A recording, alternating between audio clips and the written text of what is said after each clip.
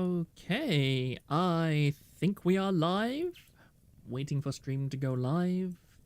OBS seems to have connected. And here we are, gentlemen. I, for some reason, have decided to stream again. Today has been a very interesting day. I have had quite a few interesting experiences. WTF Proctor, what's worse than that? Pass. I mean, do you really think that the average your son isn't old enough yet? So I come from my parents. Well, my father is from he's an only son, but my mother is like the first of 5 or 6 children. So yeah, there's plenty more unpleasant things that parents can walk in on their children doing around the place, especially as they get older. But let's not talk about that now. It has been a very interesting day. Hello, I want to say Hypershotter, but I don't think that's what you mean.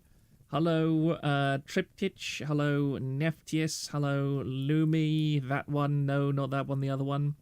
Hello, Porian. Anybody else? Hello, Muffy Graves. Hello, Lakius. Hello, Lord Cardock. Just set my YouTube chat to working properly. There we go. But yeah, I'm just going to ramble for a minute before we get into anything. I've had a really weird day because... just an update for everybody. Those who don't read the forum, a few months ago... quite a few months ago now, actually, I had to... Basically, my family is in disputes with their landlord, so... And I've just had a report that there's going to be a tribunal scheduled with the Irish Housing Authority, the RTB, in September, which will be very interesting. It should be okay. I mean, all signs point to us being able to win because the legislation is kind of very heavily skewed towards favoring tenants, which we happen to be, and definitely is not going to be particularly favorable to to a pair of elderly Californians that are trying to run away from the country and take all their money with them. I somehow don't think the Irish government is going to be particularly happy with what they're attempting to get away with, but it really did bring back into focus because this has been going on for nearly 2 whole years now, and it has just been a massive weight around my neck for pretty much all that time. There's a whole ton of things that I've wanted to do with my life. Like, I'm nearly 33. I turned 33 this year, and just the knowledge that the last 2 years of my life, right after COVID, when my life was also put on hold, I've had to kind of delay everything yet again because... there's been no stability, really. And the ironic thing is that we are not we're a poor family. Like, we are not rich in any capacity, but we are solvent. We don't have any debt. We are financially stable and all of that. Our cost of living is very low. But at the same time, life managed to find a way to really mess with us. And once again, make it very difficult to make any kind of long-term concrete plans. I mean, there are chicken sheds in the yard that have been falling apart and been just barely stapled back together for like a year and a half now, but I can't justify bringing in new materials and rebuilding them to like a 10 or 20 year standard, because with this thing hanging over my head, I'm like, I can't, because I would have to take all that apart and have to get into a whole load of trouble because we already have far too much stuff. We've got tons of tools, we've got tons of equipment, materials, so on. I mean, nearly 25 years in one house leaves you with an awful lot of stuff and an awful lot of baggage. And currently in Ireland, it's like last year when I checked, there was just about 800 to 1,000 rental properties in the entire island of over 5 million people, and a homeless population of well over 10,000 and growing very rapidly. So yeah, This is something that we're definitely going to put to the tribunal, point out, yeah, we've been able to live a completely self-sufficient lifestyle on this patch of land that nobody else would seriously want. If it's considered a fixture, you might have to leave it as part of the property. I mean, they basically, our landlords have basically said, we don't care what you take, we don't care, just go, just get out. Because they want to leave Ireland. They want to leave this country, and they want to go to a place in Sacramento, California, which is a minimum $1.5 million home in a gated community in the most expensive part of Sacramento, which is the most expensive part of California, which is the most expensive part of the entire United States. So, that's going to be quite interesting to see how an Irish tenancy board treats that. Like, yes, you mentioned tribunal. Is there a chance for the assholes to appeal this and prolong the situation even more, or is this a final showdown? It's one of those things where it is the final showdown until it isn't. The thing about Irish law is that it's who you know. Is very much who you know. I mean, we've literally had Irish people come up and say to us, why don't you just bribe the council? Why don't you just pay someone off and get this to go away? And we were like, yeah, the problem is we're honest people, we're not corrupt. And there was a video that Lewis Rossman put out recently, who is one of my favorite content creators. He has a very, very good outlook on life. Well, I wouldn't say a good outlook on life, but a very, how would I put it? Blunt outlook on life? And he pointed out that the system as it is set up so that honesty is a debuff. If you're honest in your dealings, the system will attack you more than if you're corrupt.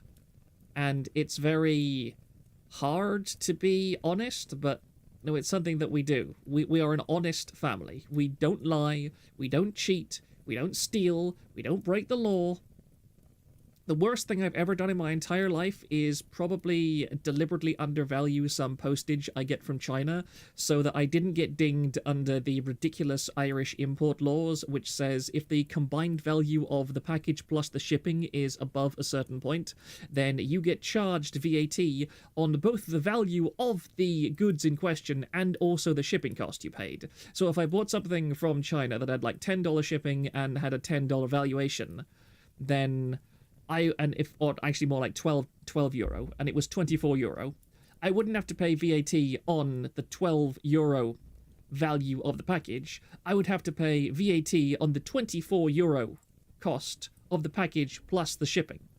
And I was just like, yeah, no, I'm not going to do that, okay? And these Chinese people are willing to write down anything on the package that I want. I'm just going to ask them to undervalue the package so I come in under that limit, because I will give you money. I don't mind paying the fee, but when you try and double dip me, when you try and do that to me, and you use this horrible exploitative loophole kind of nature to charge me extra, no. I refuse to comply with that nonsense law if there's a very obvious and easy way to get around it. And apparently, I am not alone with that, because a vast number of people did the exact same thing, and the Irish eventually scrapped that law. So I consider myself in the moral right there. Hal Jeb, nice to meet you. The Chinese figured out how to metagame that by opening local warehouses in Hungary. I imported a $200 piece of merch and didn't even have to pay because the Zangs are experts. I agree. Honestly, I have never had a truly bad experience with the Chinese postal system, ever. I have had a couple of model kits from China come in rather smashed up packages, which has been a bit awkward, but they weren't, but it was only the package that was damaged. There's never been a missing piece, there's never been a broken piece, or anything from the shipping or anything. No Bard, I remember importing stuff back in the day and getting it marked as gift to avoid that. Yeah. I really don't like international shipping laws at all. Like, VAT is one of those things that I consider a massive scam, basically.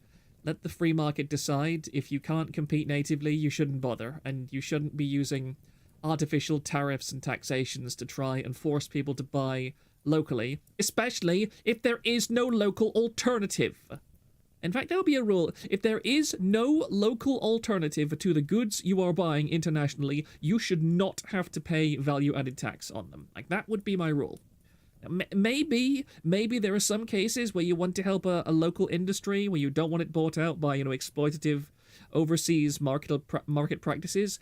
I can kind of understand a tariff in that case, but sorry, if there is literally no domestic competition, I should not be paying extra for the privilege of importing it into the country. I am not taking business away from a local marketplace, okay? Because there is no local equivalent.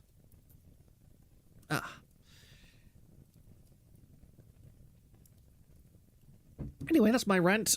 That is my rant for tonight. It's kind of put me in a... This whole thing has put me in a bit of a melancholy mood, so I'm hoping that this stream I can get back into the energy of things, because my goodness, I need to laugh at somebody who is as bad as Toaster right now.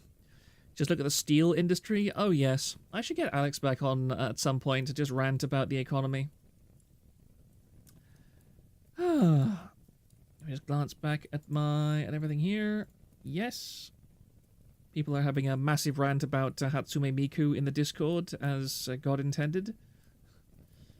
I've seen that on Twitter quite a lot, that there's a lot of people that are saying they're no longer going to draw Hatsume Miku because of insane progressives demanding that, or saying that their drawings of Hatsume Miku are racist or non-inclusive or whatever nonsense that they're talking about now. And I'm just like, it's just a bunch of stop having fun, guys. Did you see MGIBO kit? Do you mean like the Barbatos? I am in a Gunpla Discord server. Let me just go see. I have not even actually looked at Gunpla releases recently because I just stopped buying model kits because I still have literally dozens and dozens of model kits that I have not even built yet. But let me see if I'm still there. I don't know if I... No, I'm still there. Let me have a look at recent announcements. Gunpla announcements. That is all new stuff. Premium Bandai F93Y Cluster Gundam. That is a pretty damn pretty looking kit, I'll say. Let me just tab over here and have a look at some of this stuff. I can tangent on this for a moment or two because I really enjoy Gunpla, and that's another thing that I haven't been able to do. I have been completely unable to paint my Gunpla kits because each painting thing is like a minimum few month long practice.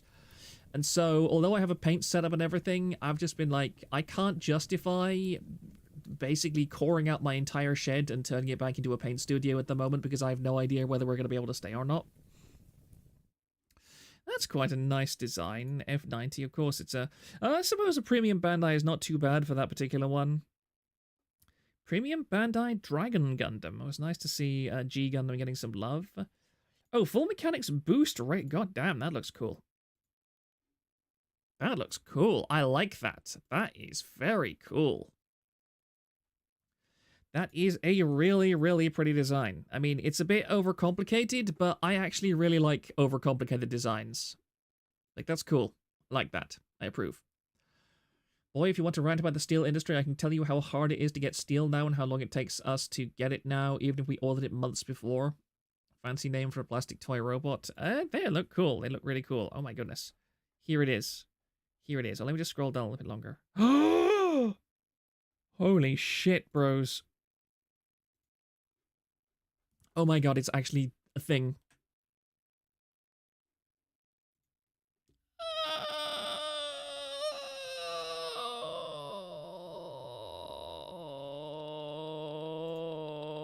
Oh yes. Oh yes. Oh yes. Oh yes. Oh yes. Oh yes. Oh yes. Oh yes. Oh yes. Oh yes. Oh yes. Oh yes. Oh yes. Oh yes. Oh, it's retail. It's retail. It's not even a P Bandai. It's retail.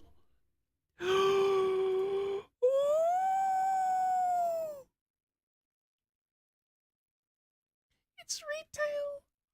Oh yes. It's.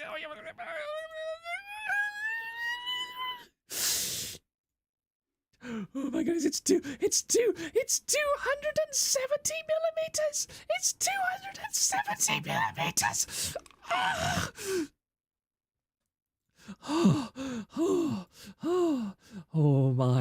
Oh my, oh yes, oh yes, oh yes, this has cheered me. Thank you so much for telling me this. Oh my goodness, this,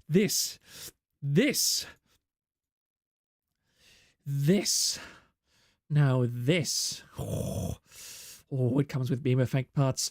Oh, it even has options. Oh yes. Play the clip with the new male reacting to a Star Wars trailer. Shut up. I'm allowed to be excited about this kind of stuff, okay? I'm allowed to be excited.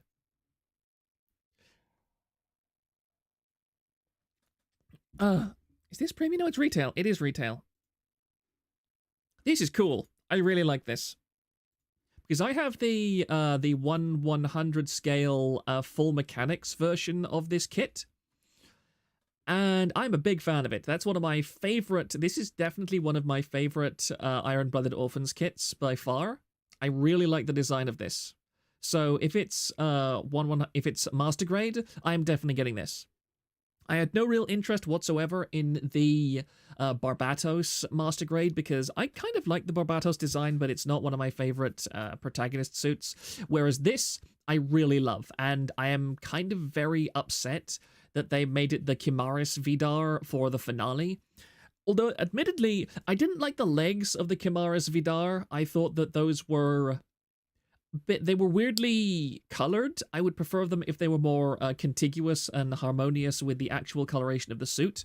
But the Chimaris Vidar as a whole, I think, is one of my favorite designs of IBO, and probably, at least in my top 100 of Gundam designs overall, because it's just very exotic. It has a really lovely aesthetic to it. Only thing that I would change is the coloration on the legs. I would bring them more in harmony with the rest of the body. But the Chimaris and the Chimaris Vidar, both top-tier designs. And if we get a Chimaris Vidar design, I'm definitely buying that very quickly indeed.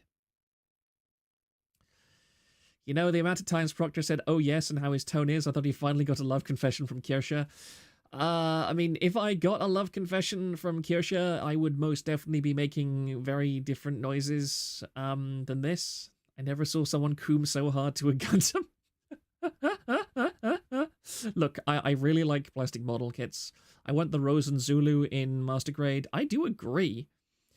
It amuses me that 40k and Gunpla's hobbies can both bankrupt you. I mean, in fairness, Gunpla, you can just kind of buy what you want, and there is no war game associated with it, so there's not the endless hype train of 40k. There's not the buy this, oh, the rules changed, now it's not meta, now you can't use it, you should get something else. You don't get that with Gunpla. You do sometimes get things like 2.0s, but in fairness, the quality of 2.0s compared to baseline kits is so massive, I think it's a justification for an upgrade. Like with the Freedom 2.0, I'm very sad. I bought the Freedom 2.0 very early in my Gunpla career, and I kind of massacred that poor thing. It was one of my first real paint jobs.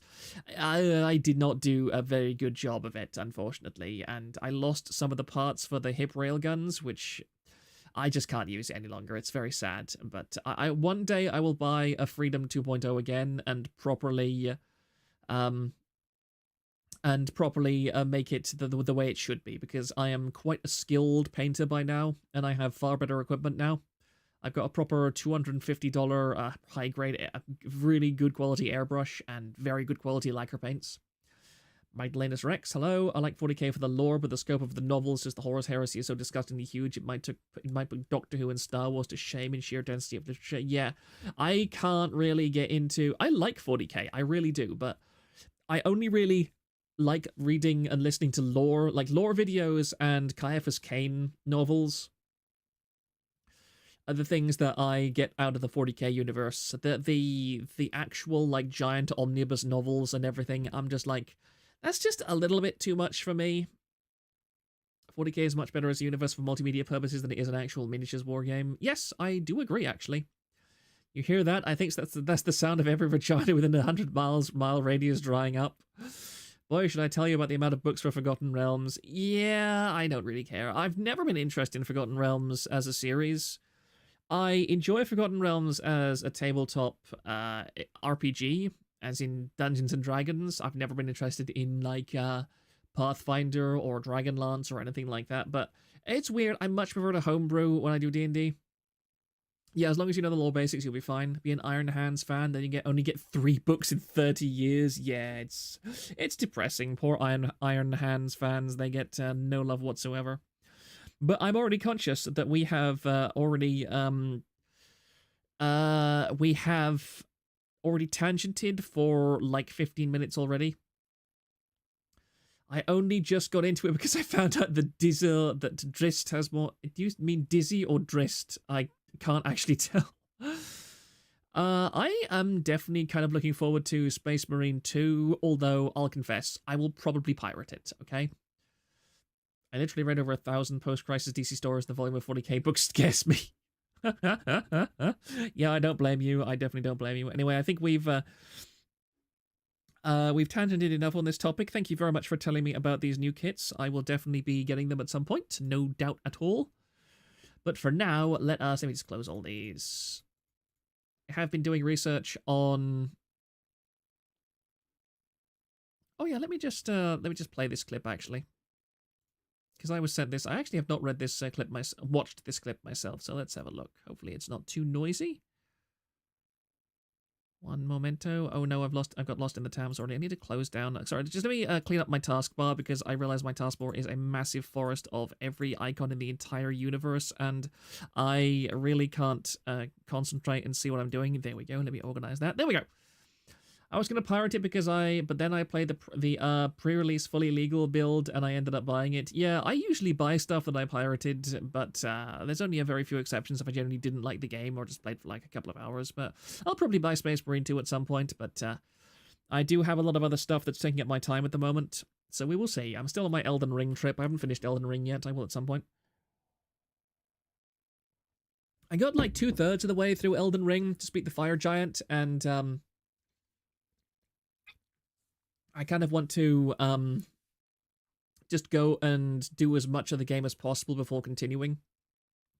I was reading the Drow stories by I.R. Salvatore. They were my introduction to D&D. The first, I think, 15 novels or so, up to like the Ghost King, the Pirate King, the Orc King saga.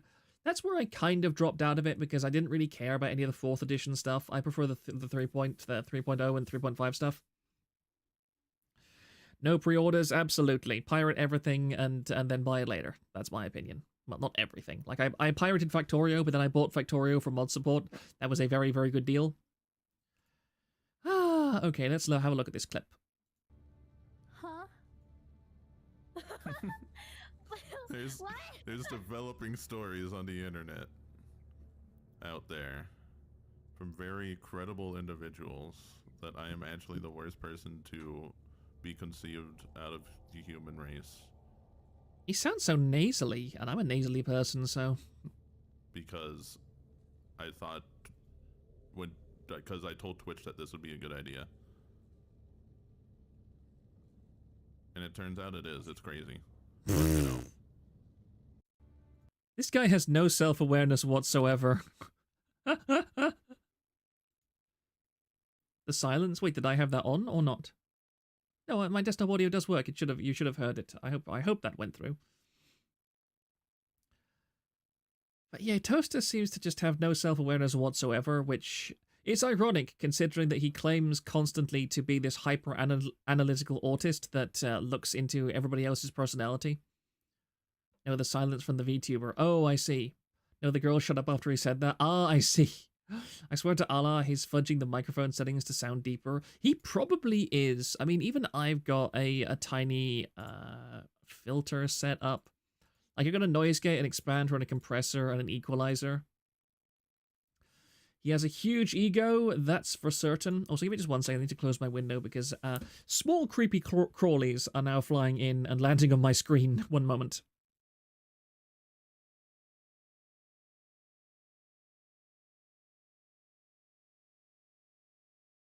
There we go. Turns out autists can be NPCs after all. A lack of self-awareness is tragically common with autistic people. Meanwhile, a lot of them kind of act as if they are incredibly cognizant of how other people are, but I think it's mostly a control thing, honestly. Oh dear, I'm going to adjust myself in my seat. Ah. Pope Francis deems rejecting migrants a grave sin. Good grief. Oh, I hate Twitter sometimes. Right, I think I drank a spider today. I really hope not. Okay, let me see. I'll just scroll out a tiny bit so that people can see properly. Let me just adjust this again as well too. There we go. Come on, go in. There we are. Tism has two extremes of hyper self-awareness or no self-awareness at all. I do agree. Don't drink my Oshi. I'm sure some people would really love to. No, actually, let's not go there. Let's not go there. Let's not go there. She swallowed a spider that wiggled and jiggled inside her.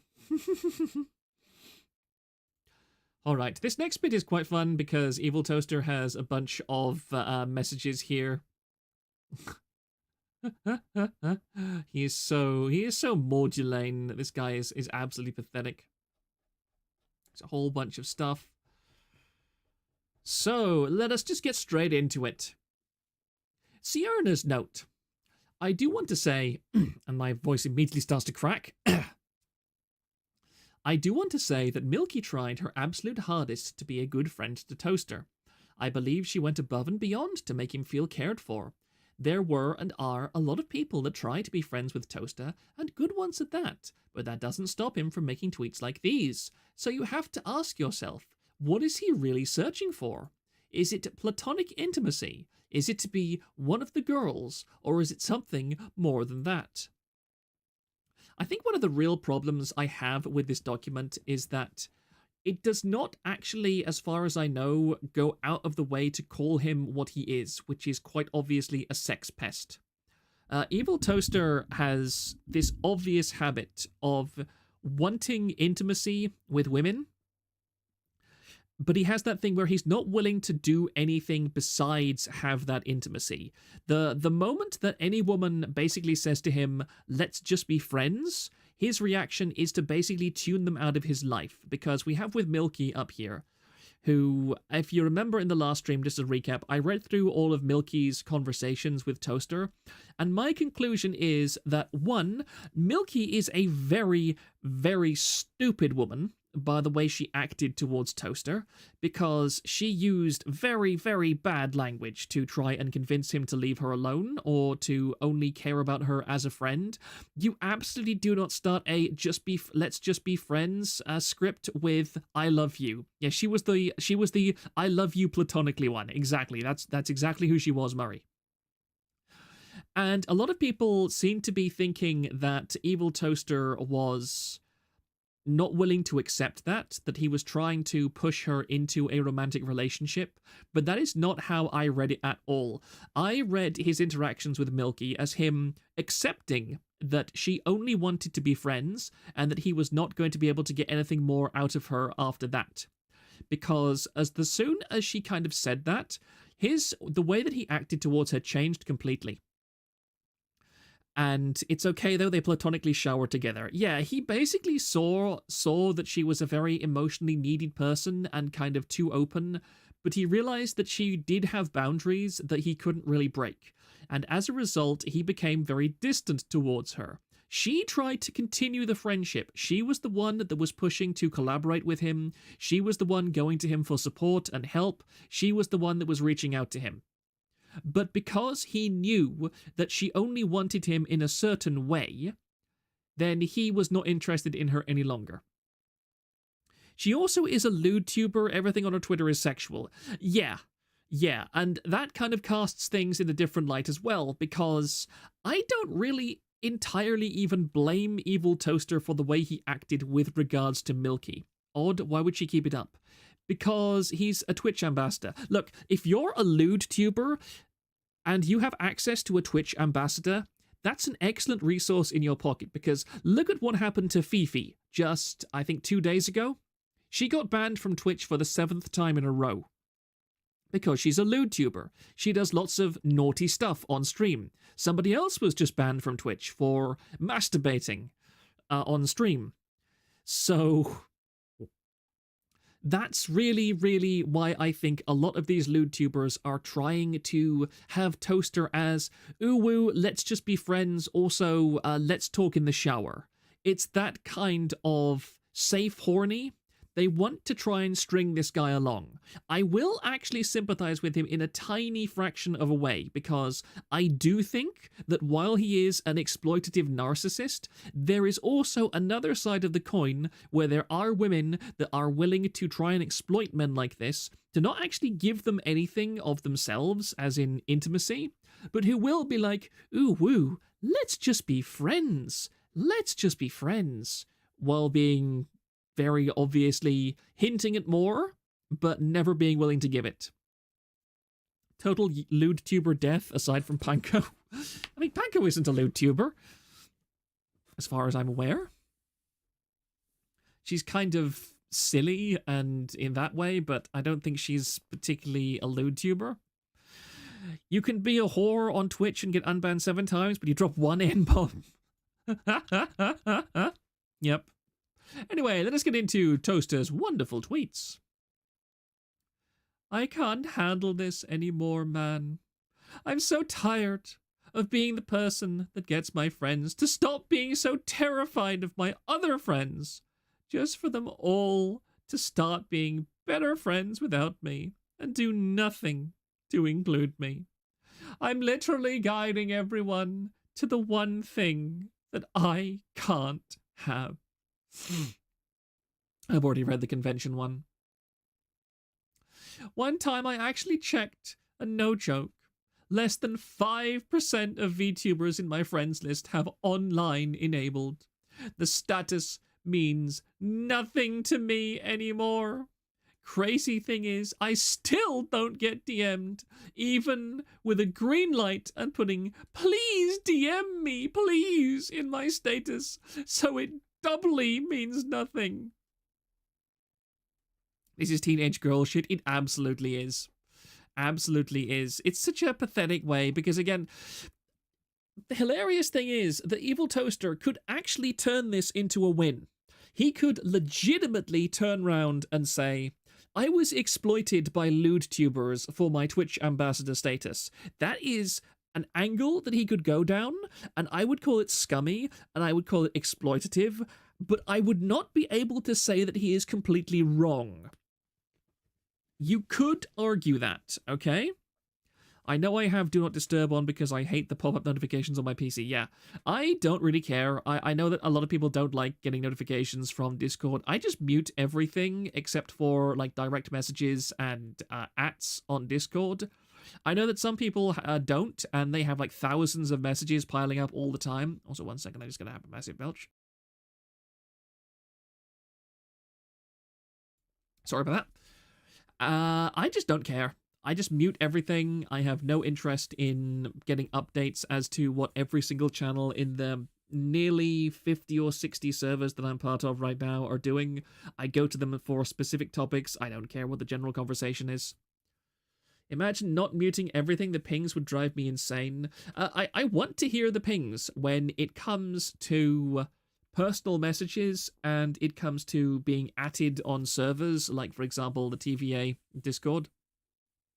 I want to hear those clearly, and I want to see the notifications. Otherwise, I don't care.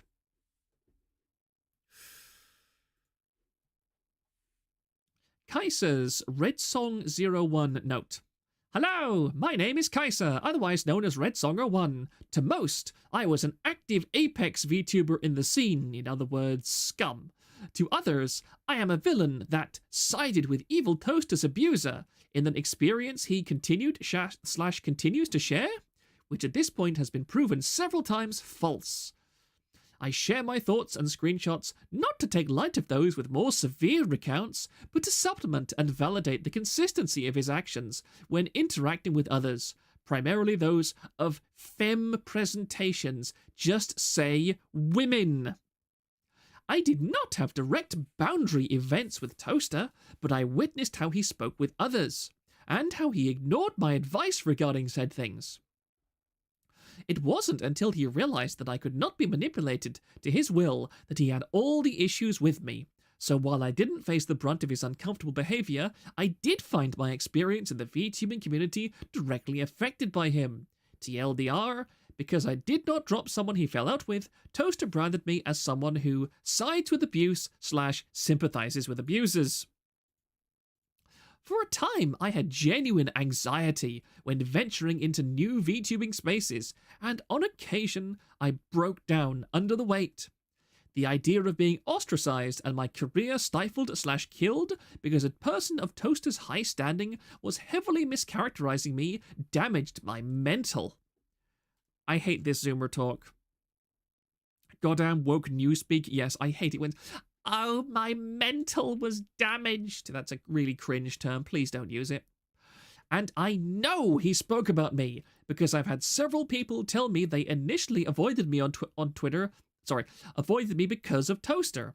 Well, after I had broken ties with him, I'd like to reiterate that I had nothing to do with this event.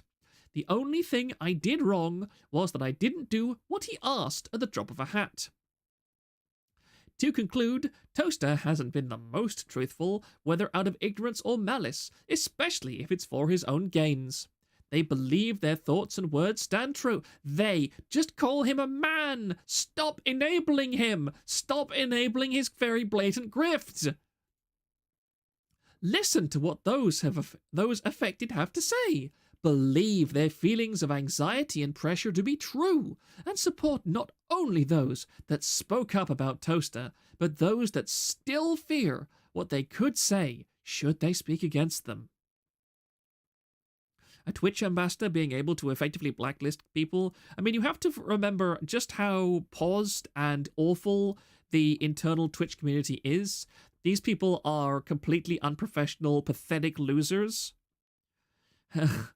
There's Lord Craddock Femme presentation. Yes. It's body type B these days. I have everything I'd say. I wish these people would talk normally. I know, this is such dreadful communication. It's so awkward. I really dislike all of it. Let's have a quick scroll through these. Oh, blimey. That is shit. This is another woman who just... Oh, good grief, they effort posted each other. Dear person, need I say more? Yes. Lord Craddock, we need to remove the existence of protected classes so that people can't use those to hide behind while attacking others. I quite agree. Absolutely. Here we have Kaisa Sup, EvilToaster. I'm feeling conflicted about what to do tomorrow. Why? You were playing with so-and-so. Why does that conflict with that This is a terrible presentation. Why does that conflict with what to do about tomorrow? Because I don't know if I'll be able to get that off my mind. Well, I'll be there either way. What? The way you sound, it's like you're not sure if you want to play with me tomorrow. I don't know if I'd be comfortable with it. I explained what went down with so-and-so, and I write like in full detail. Kinda, sorta? I know you mentioned like emotional manipulation or something, but I don't really know the whole deets. Just you and so have cut ties and all. They were abusive, like emotionally and verbally towards us both. Smiley face. I explained how she was abusive before, but I am not currently certain how seriously you took me then. He claims to be bisexual, but I haven't seen a single male say anything about him being extremely creepy and needy in a sexual / relationship way. Yeah, what a shock. I read back on what you told me since you remembered you typed part of it out, and I'm sorry you had to deal with that. I think what happened is that I took it as y'all just having specific yet key differences that ultimately tumbled out in the worst possible way. I hate it when people say y'all. And I do take you seriously. I may not understand the full extent of it, but your feelings and experiences are valid. They are so valid. So again, I apologize if it doesn't seem like I'm acknowledging that. Before you told me that you cut ties with so-and-so, I didn't realize you were asking me to do the same, so I'm kind of processing what to do is all. Like, I don't take it that as me taking sides, because to be honest, I don't know if this is really something I can take sides on, since I wasn't involved in any of this, which is a rational viewpoint. A good content creator will never ask you to take sides against other content creators unless you're involved. I hate this valid crap, I quite agree, WTW. As for stuff I can speak on, though, I know you mentioned that you're worried about there being safe spaces for you when she's... And I promised that I'd do my best to protect your space in my corner, okay, even if she passes by and all that. Can you imagine a man and being like, this woman, she hurt me. She traumatized me. She made my life a living hell. The misery and pain that I feel from this woman's contact. Every time I think about her, I shudder. I fear. I need a safe space. I need you to provide me with a safe space. I need you to wrap me in your warm and comforting arms so that I may feel secure. And you can drive the night terrors away. You can wipe my brow of the sweat that I break out in when I hear her voice resounding in my ears. How old is he again? Pushing 40? It varies between... I think some people say that he's in his late 20s. Some people say that in his 40s. There's a lot of other stuff surrounding him that I find quite interesting that I hope to be able to get into this evening. Lord Cardock, there is a complete lack of actual hardship and trauma in this man's life. This is the only reason he gets traumatized over this insane shit. Never been punched. Lumi, he says, is 32 at least. According to his Twitter, imagine being a goony soybeard dwarf being scared of being in the same Discord call as this woman. Late 20s going on early 50s. He looks like a soy Vsauce. I did like how Person described him as like Simon Whistler if you turned the rape slider up to maximum. And I do agree. I hate Simon Whistler. I really, really despise Simon Whistler. To be fair, women are the enemy of the gamer. This I do agree with. Never been punched, never been kissed. I've been punched, haven't been kissed. He looks like a Smash player. Well, yeah. Oh, he was an Overwatch player. I think I'll just go straight to the giant effort post that he makes. Good God.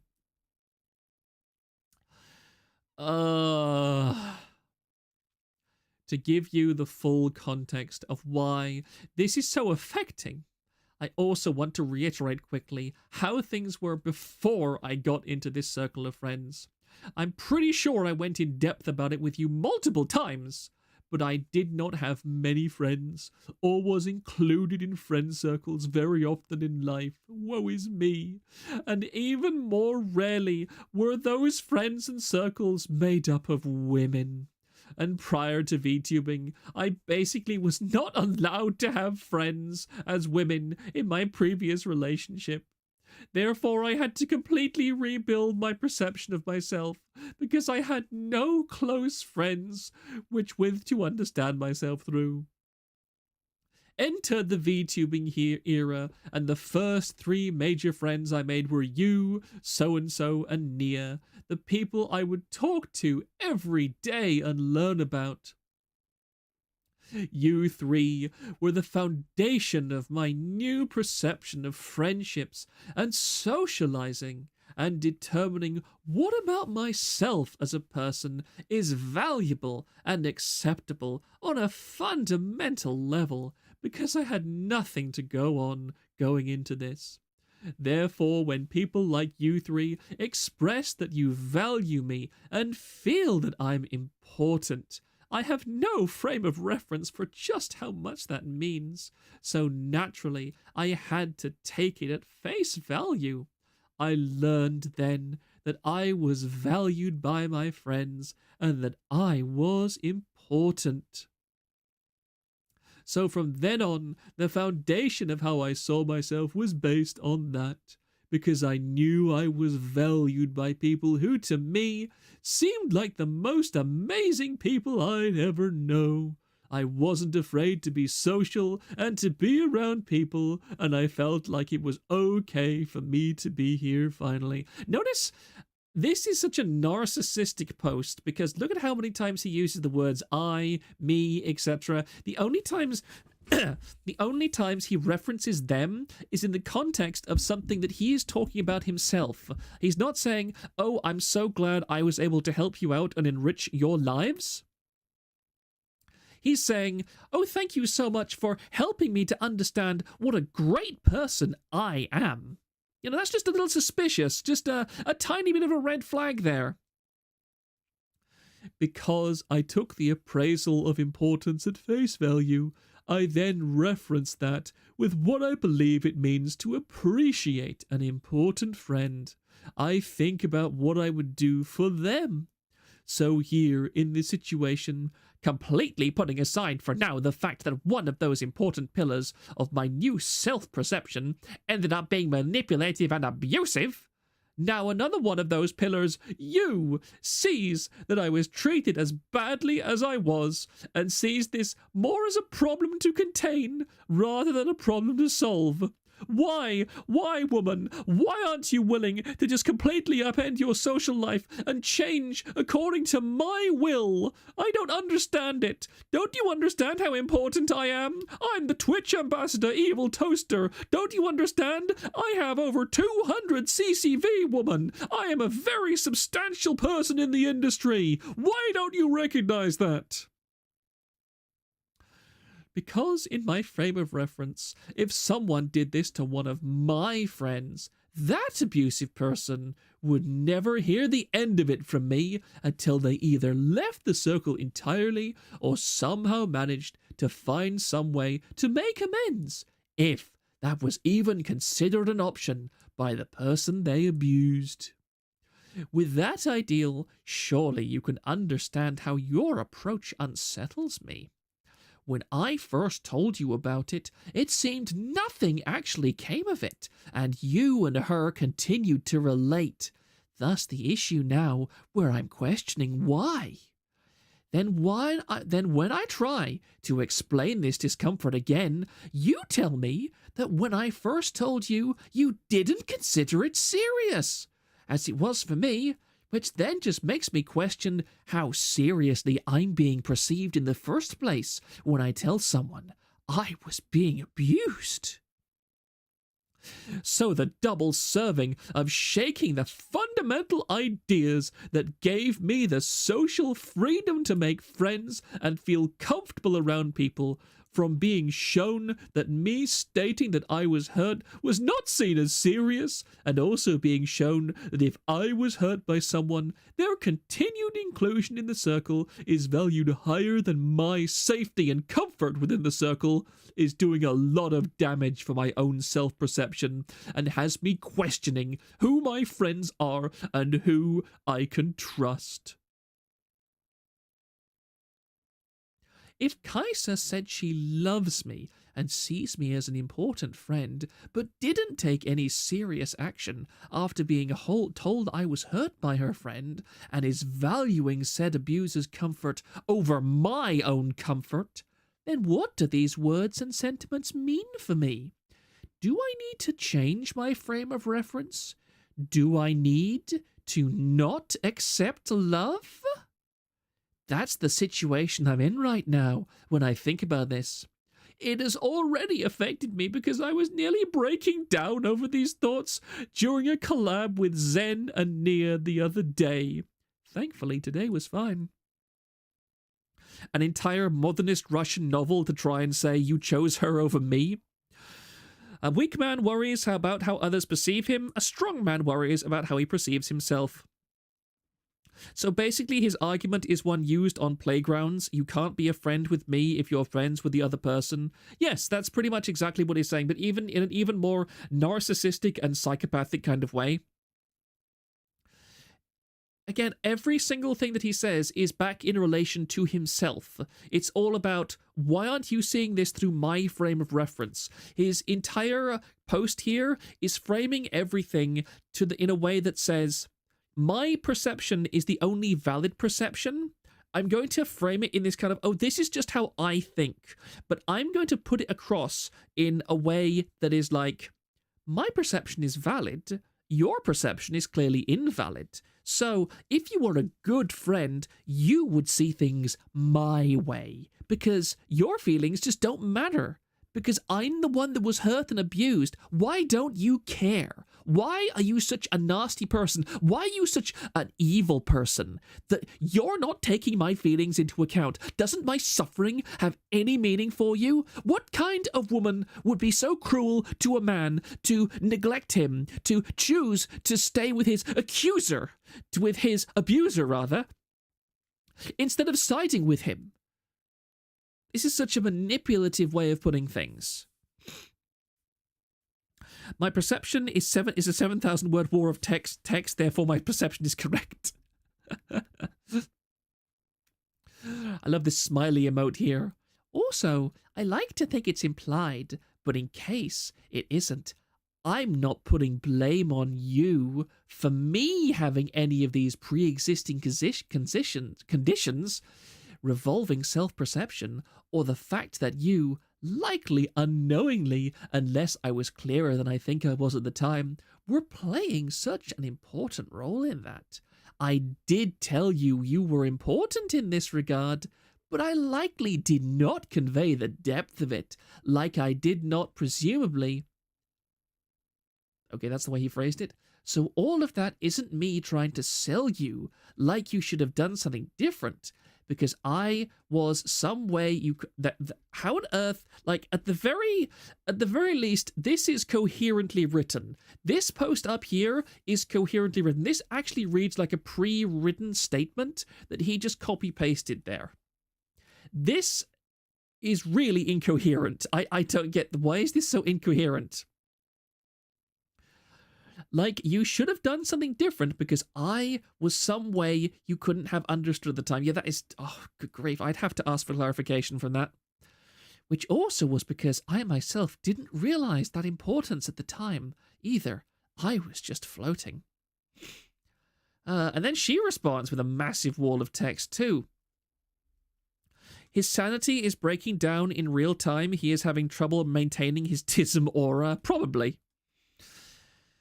Since you took the time to reiterate your feelings and thought processes, let me go ahead and review mine, / basically confirm, deny the things you have stated.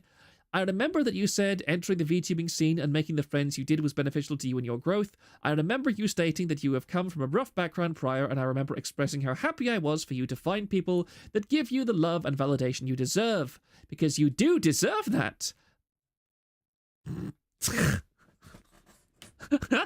You are deserving of love.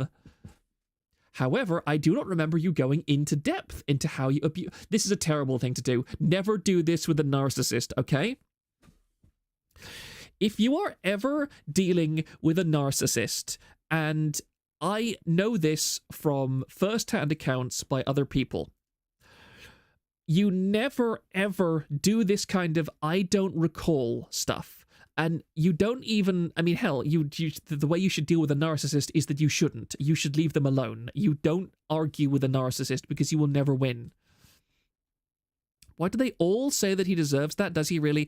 They're playing that silly progressive thing where everything is hecking valid, everything is acceptable, everything is normalized. So, and they know this game. Like, this is something that Kirsha's coverings of Bridge and DEI is really enlightening over, because she quite often plays videos from DEI practitioners that are at the forefront of all of this progressive brain rot, and they talk very much about this kind of thing. And they even express in their videos that it is completely mentally exhausting to, as they call it, do the work. And doing the work is their way of saying that before they say anything, they have to take it out in their heads and kind of spin it around and go, Am I being triggering to anybody? Am I being exclusionary with anyone? Am I using coded language? Am I not showing the other person that I am validating their opinion, that they are valid, that I understand them, that I am not being oppressive towards them? You have to do that all the time in these kind of circles. So let me push the mic away a tiny bit. You can't say anything without any of these qualifiers, because these people know that they are constantly being judged, because all of this brain rot is an adaptation basically of the Soviet and the Chinese communist systems of thought control, where all of it, there is a constant reporting system going on. All of these people are constantly looking out at each other for wrongthink. They have to say these things because if they don't, they know that it will go down in a document somewhere and will later be used against them because they would do it themselves. They are all playing this game. They are all looking for dirt on each other all the time because that is how their system self-perpetuates. They are all policing each other and it is completely mentally exhausting for them. They genuinely find this incredibly hard to do because you have to live in this state of constant paranoia. And I can understand why their friendships are so shallow, why they feel so stressed, why they feel so miserable, and why they never get anywhere in life, because they don't have any source of genuine, sincere companionship.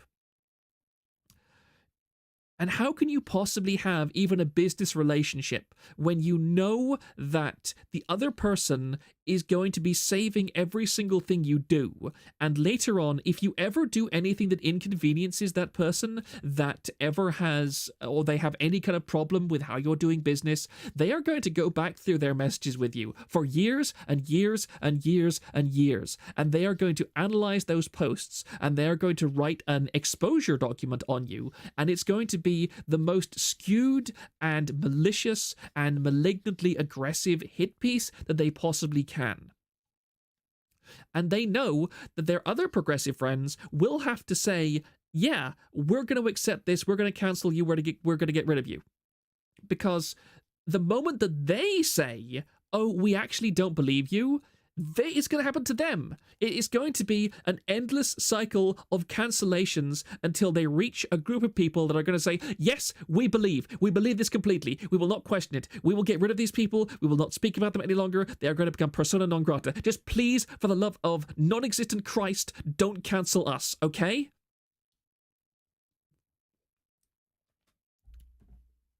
Sorry, I had to take a drink after that. Magdalenus Rex, it's insane how left communists are so totalitarian. The founder of the term Mussolini would blush and freak out by how Mao was. Colin474, this can be proven with how many call-out posts is padded out with petty issues, drowning out the maybe one or two things they actually did wrong. Yeah, and this is another thing. I want to loop back to the Tiger cancellation as well. One of the major issues I had with all the accusations against Tiger is that in addition to the kind of, oh, he asked for a teenager's nudes, which, you know, is objectively pretty disgusting and I would say borderline unforgivable, barring a massive personality shift and commitment. There was also like, oh, he was really like, he was a heckin' transphobe too. He didn't, you know, use this and so on's pronouns. And like he once used he used song lyrics. Okay, he used song lyrics in a chat once. And like these song lyrics, they were from like a band that's known to be like one of their members has transphobic views, and so you see, I know that Tiger, he's a transphobe because he used these song lyrics once in like a Twitter post to somebody. So he was actually signaling to the heckin' evil transphobes that he too is a transphobe like them. It's coded language. He was dog whistling that, and that is so serious and so awful that it needs its own section on this call out document that I'm making on him, because that's just oh god, I'm actually triggered thinking about it right now. Oh dear. Okay. Is that the canceller's version of a Gish Gallop? Yeah, I think it pretty much is. Holy crap, who the F cares? They care. They really do. No Bard feels more like an HR department trying to put everything they can on the list to someone against instead of a social warning. Yes, that's pretty much exactly how it goes. Let me have another sip of water. Dog whistles are only heard by dogs. If you can hear the dog whistle, you're the dog.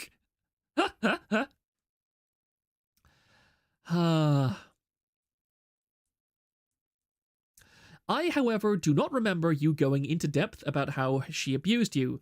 Like I mentioned in our previous conversation, I looked up our chat log and reread what you told me. In that, you never gave me past examples. You just told me how you viewed her values and thought processes, and one example of her pressuring you to transit.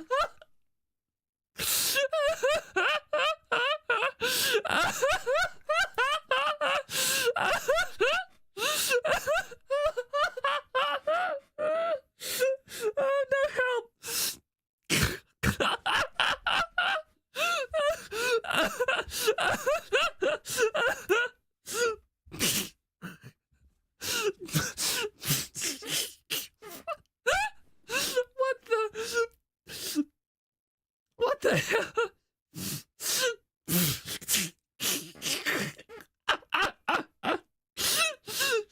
What?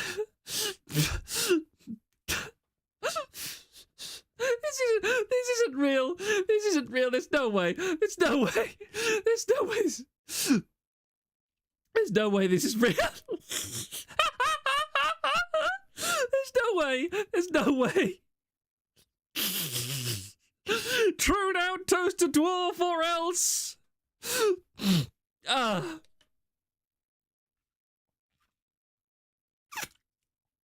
Ah.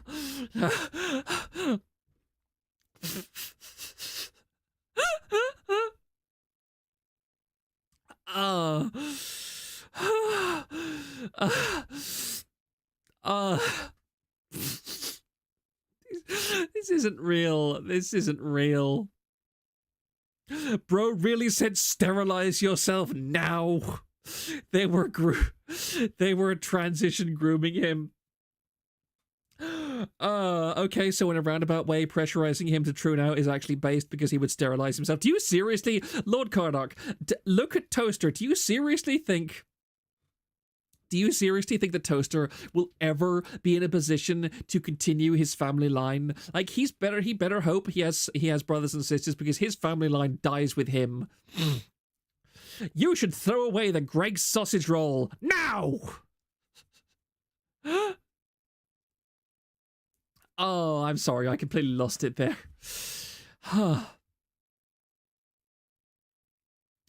Now, I understand why you were rightfully angered and hurt that she constantly pressured you like that. However, at no level of reasoning is the act of pressuring you considered abuse to me. It is conflict, yes, but not abuse, and I place an incredibly high value on understanding what is and isn't abuse, and where it is getting overstated. Yeah, because you're a progressive, and there's no such thing as abuse when it comes to transitioning, because all transitions are hecking valid. That wall of text was such a convincing woman moment, he probably could get pregnant. I'm gonna pin that. That's hilarious. I love how it's easy to accidentally put the user in timeout when you're trying to pin something. I'm sorry, just give me a second. I need to blow my nose after that laugh. I will just mute so you don't have to hear.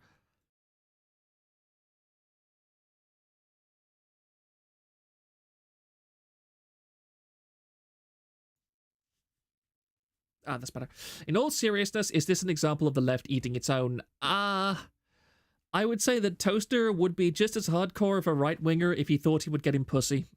This man has absolutely no principles and absolutely no core values. He just cares about what he thinks will get him pussy. That's it. Oh, dear.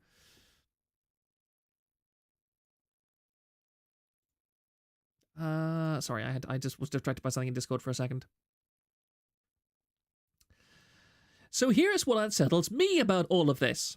I was never involved in what went down between you and her. I am so completely removed from it. Even if I am friends with the both of you, that does not automatically involve me. I was never there for the fights you guys had, nor the treatment you endured. Was it hurtful and traumatic for you? Yes, and I completely get that. I respect and validate your hurt. Validate. Your hurt is... Here's the nonsense. I respect and validate your hurt. If you say that, you should do something about it. If you get in a car accident, okay, and I walk up to you, and you're leaning halfway out the window, and you're bleeding onto the concrete, and I say, look, don't worry. I respect and I validate the pain that you're in, okay? I really understand, but I wasn't in that car crash, so I don't have any responsibility to do anything. Obviously, there's a difference between that and an argument between friends, but you can't say these words, I respect and validate your hurt. This is genuinely extremely condescending, and I can understand if Toaster read this and was like, bitch, really? Because that's a rational and logical reaction. If I go to a friend of mine and I said, look, this mutual friend of yours abused me, a serious case of abuse, like actually did something genuinely awful to me than the nonsense and meaningless garbage that he's claiming, I think it's Milky, that she did to him. If I told a friend, look, one of our mutual friends has done something horrible to me, then I would expect that friend to either assist me, side with me, or at least support me. But this woman here is going, yeah, I respect and validate that by our standards, you were abused, because remember, these are progressives who are triggered by everything and sincerely believe that words on the internet can cause you severe and lasting harm. But then she's saying, oh, but I wasn't involved, so I'm not going to do anything. No, Toaster is in the right for calling her out over this. He's not in the wrong here for being angry about this. This is genuinely two-faced. As Lord Craddock said, it is incredibly two-faced. They respect and validate each other's hurt, and then they show raw malice to those marked as enemies. Yes, you're either in the protected class or you're not, but as we can see, like, Toaster is technically in the protected class. He is a good little progressive. He's doing the things that he's supposed to do, and yet they're still saying, oh yeah, but you know what, it would inconvenience me personally, so I'm just going to pretend it doesn't happen, but your feelings are heckin' valid and true and real, mate. I just don't feel any obligation to do anything about them.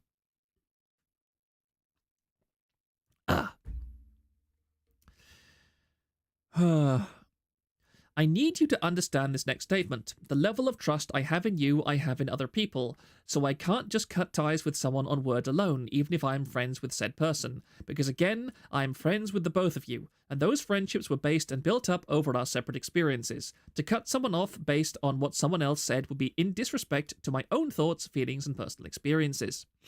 You think this is an issue of you being devalued or disrespected, but I think it's the other way around. This is on a rare occasion where I'm in line with Toaster here. No, she is devaluing and disrespecting him. Pardon me.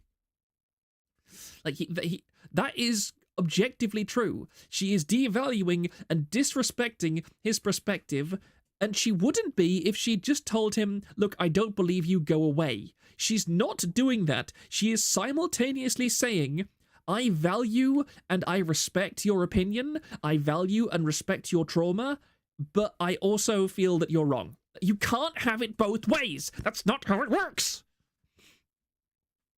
in that you're letting your hurt not just speak for you, but for everyone else. You can't just push your feelings and personal experiences onto others. You can't just generalize one experience to speak for them all. Just because something didn't work out for you, it doesn't give you the right to speak for others or tell them how to act or think. That's just where I draw the line. Because you can't do that, Toaster. You can't just tell others how to act based on your own experiences. Which, again, would be a valid point if she'd also coupled that with saying, look, I don't care, go away, or not saying, oh, I respect you and validate you.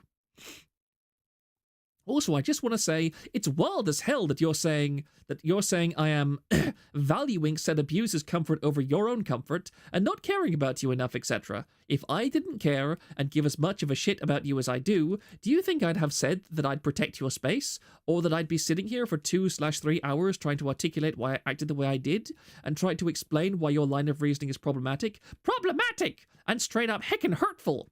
Because I want you to know that I wouldn't have bothered to type all this up if I truly didn't care about you. Yeah, this is very, very two-faced. I'm sorry, I just don't believe her in this circumstance. This is two pigs calling each other swine, as far as I'm concerned right now. And then he leaves her on red for a change.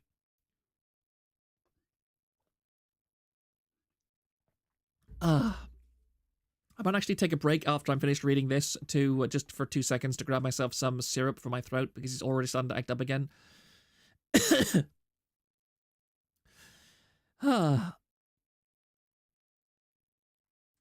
I understand your hurt more with me if I'd understand your hurt more with me if I like. I hate that grammar. Continue to try and put you all in the same room or something, but I'm not. I've explicitly stated already that I respect your boundaries and I will protect my space with you, even if Milky were to come around. Hell, I see no reason for her to come around to begin with. And I'm just going to tell you right now, telling someone to drop a person based on 0 receipts is outrageous and even borderline manipulative. That I would somewhat agree with, but again, you can't have it both ways. You can't say that it's valid and respectful and so on. You have read more words in these last few screenshots than the entire last stream. These two are having a wall of text battle at each other. Any questions? Response? So that's a day, August, September. Oh, this is almost exactly a year ago. I'll take my leave. Take care, Toaster. I wish you the best. And before you spiral about this, if you even still care about what I have to say, I'm not exiting this friendship because I'm consoling Milky or whatever else you tell yourself to shift the blame. I'm exiting this because I no longer wish to put up with this behavior and how you're treating me. I also no longer wish to see how you're treating those you consider close to you. No one who matters at least treats you differently based on your presented male gender. They act differently because you refuse to respect where everyone's personal boundaries lie. You consistently ignore everyone's opinions and viewpoints if they do not match your own, and rather than listen, you prioritize vouching how much yours is right, even if you're in the wrong or just different. You also have this tendency where you think that you have everyone figured out and you let your assumptions hold true, when really it's up to the person how they want to act or speak around you or others. You respect everyone until they hurt you or aren't aligned with you, and then all that respect for their views and thoughts goes out the window because you let that pain blind you from realizing that people are people with their own thoughts, their own boundaries, their own viewpoints. And just because it's different, it doesn't mean it's wrong. Morality is a lot grayer than you make it out to be, and until you realize that that sort of behavior is harmful, then I don't see any reason to put up with it. Genuinely, I'm sorry.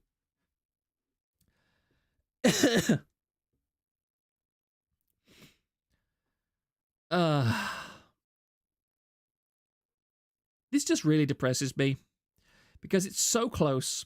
Kaisa here is coming so close to understand what the whole prog thing really is about. And she just doesn't see that what she's describing is exactly what she does to other people and what her cult, her group, do to all other people all the time.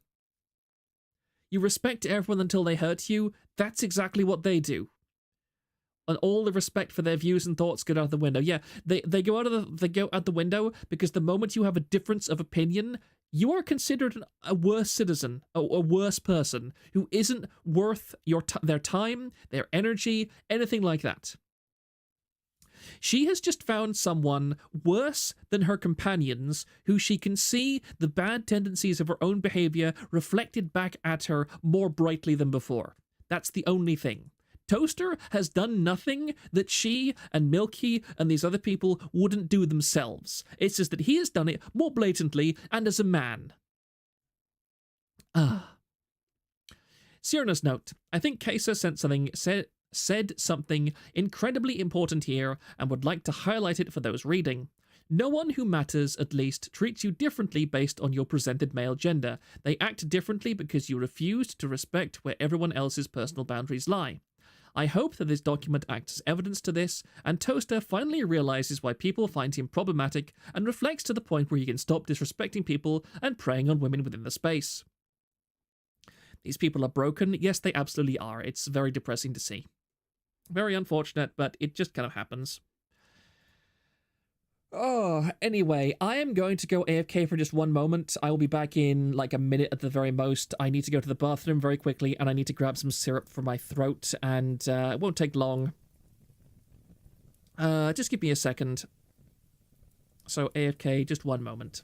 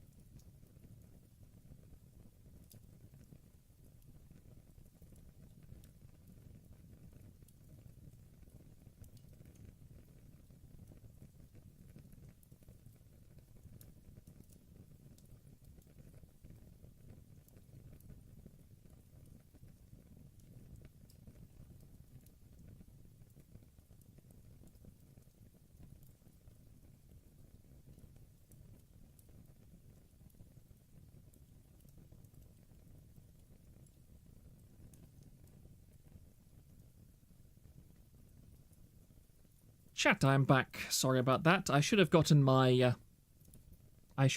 syrup, my lovely cherries in syrup earlier, but I did not because I was a fool.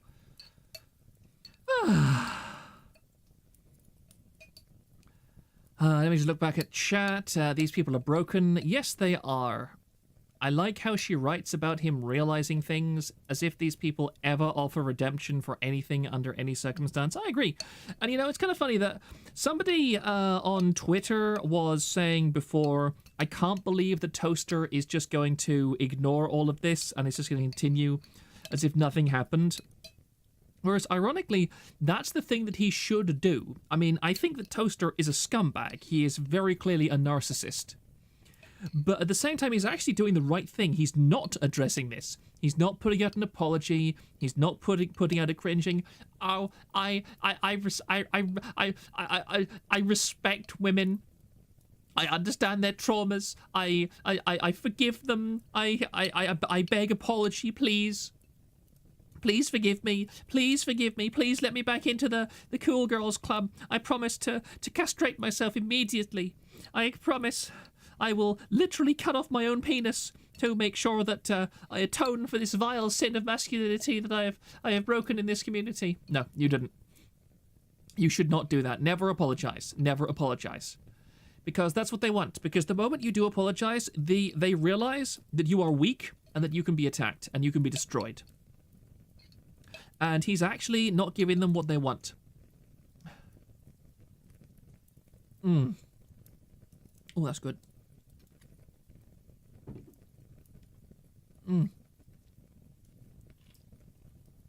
One moment, sorry. All right. Let us continue. Where are we? Here we are. Now that I have something to soothe my throat. Anon 2's experience. The below screenshots are another instance in which EvilToaster pushed someone's boundaries.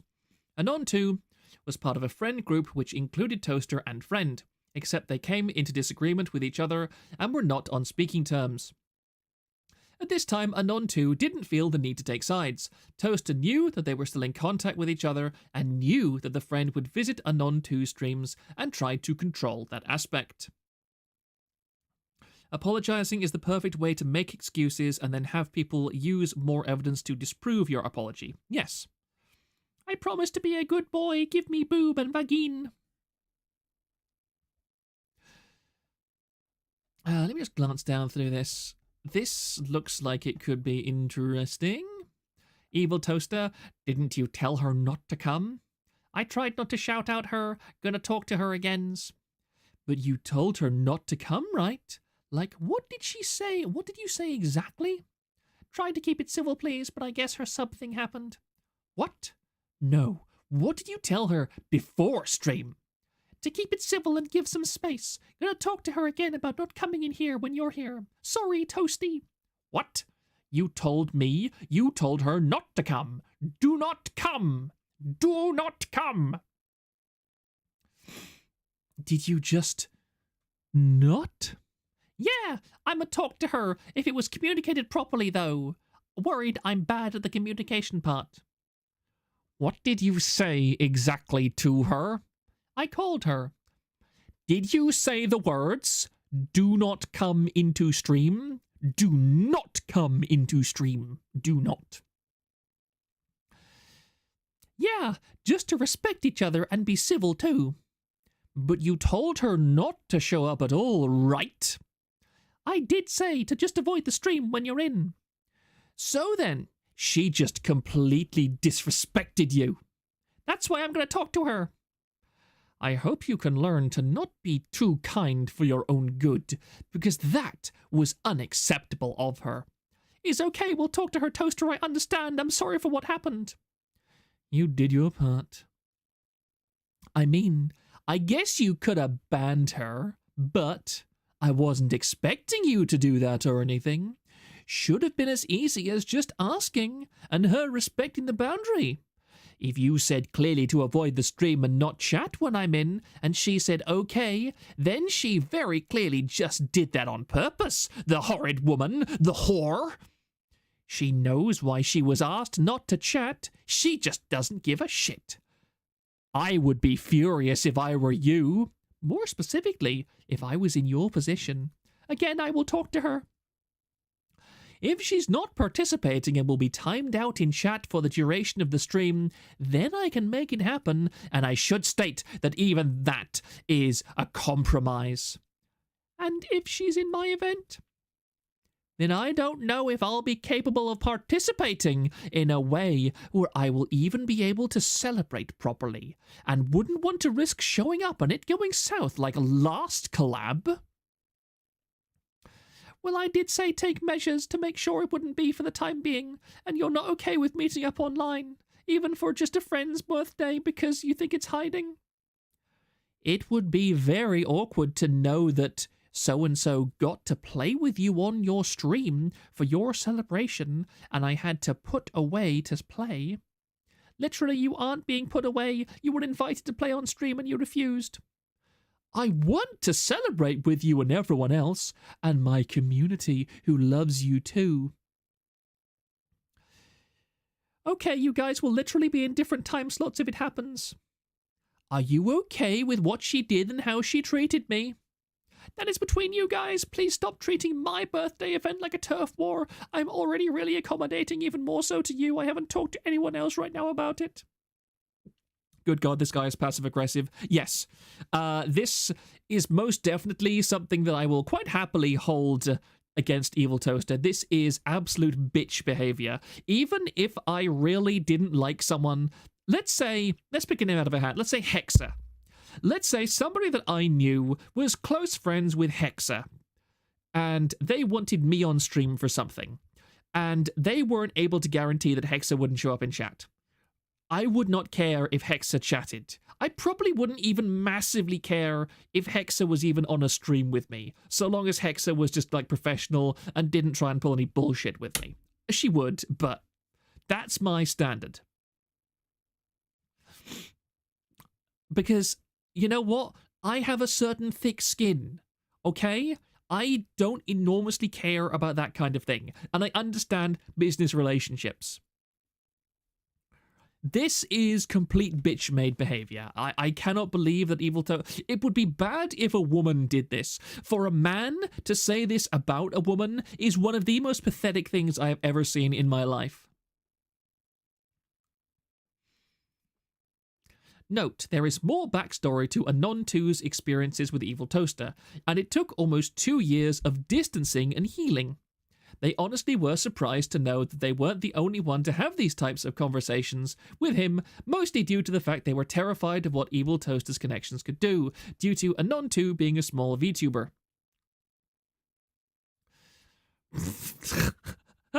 You're autistic as heck. There is another experience where this is another experience where Toaster pushed an autism diagnosis on someone who wanted nothing to do with one and knows they are not autistic. Okay, this is where it gets to that kind of pick-me bullshit again. This is just stupid. This is really stupid. This was not an autistic diagnosis. This was just a banter moment, okay? This only reads to me as a banter moment. I mean, this is something that Autistic Toaster has done. He's psychoanalyzed people and called them autistic without any formal diagnosis or anything. But look, this is the VTuber industry, okay? 95% of all VTubers are autistic. It's just completely inescapable fact at this point. You're autistic as heck, says the autistic EvilToaster. 2 retards fighting, yep. If that's a diagnosis, the forum is full of doctors. Unironically, with the state that psychology is in at the moment, I think that the forum would be better at diagnosing people than a formal professional. Sorry, 1 second. Oh, dear. Unfortunately, this person was unable to get photo evidence.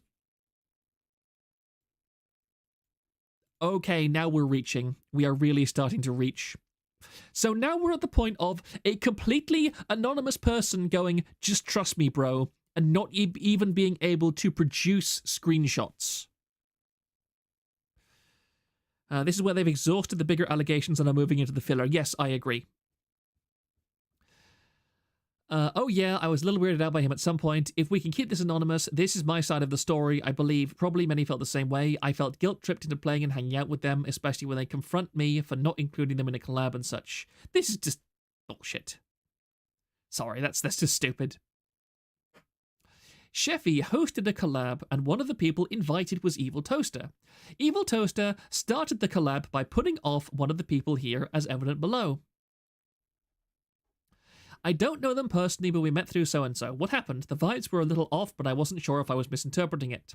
Nah, they defs were. He was basically trying to humiliate me, so I thought I'd tell you what happened so you can avoid him. I stopped talking that last bit because I was crying the whole time. I kind of felt weird because he asked for a fun fact. I said I was allergic to fruit, and he said that wasn't very fun, and I'm like, okay, I wasn't sure what to say or how to interact. This is just an autistic moment. This is definitely filler. You don't. Why would you be crying over him saying, "I can see somebody doing that. I might say something like that." Ah, dear. Sorry, give me a second to have another sip of my juice.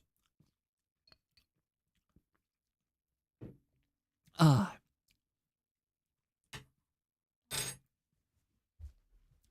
That's a classic joke, really. Okay.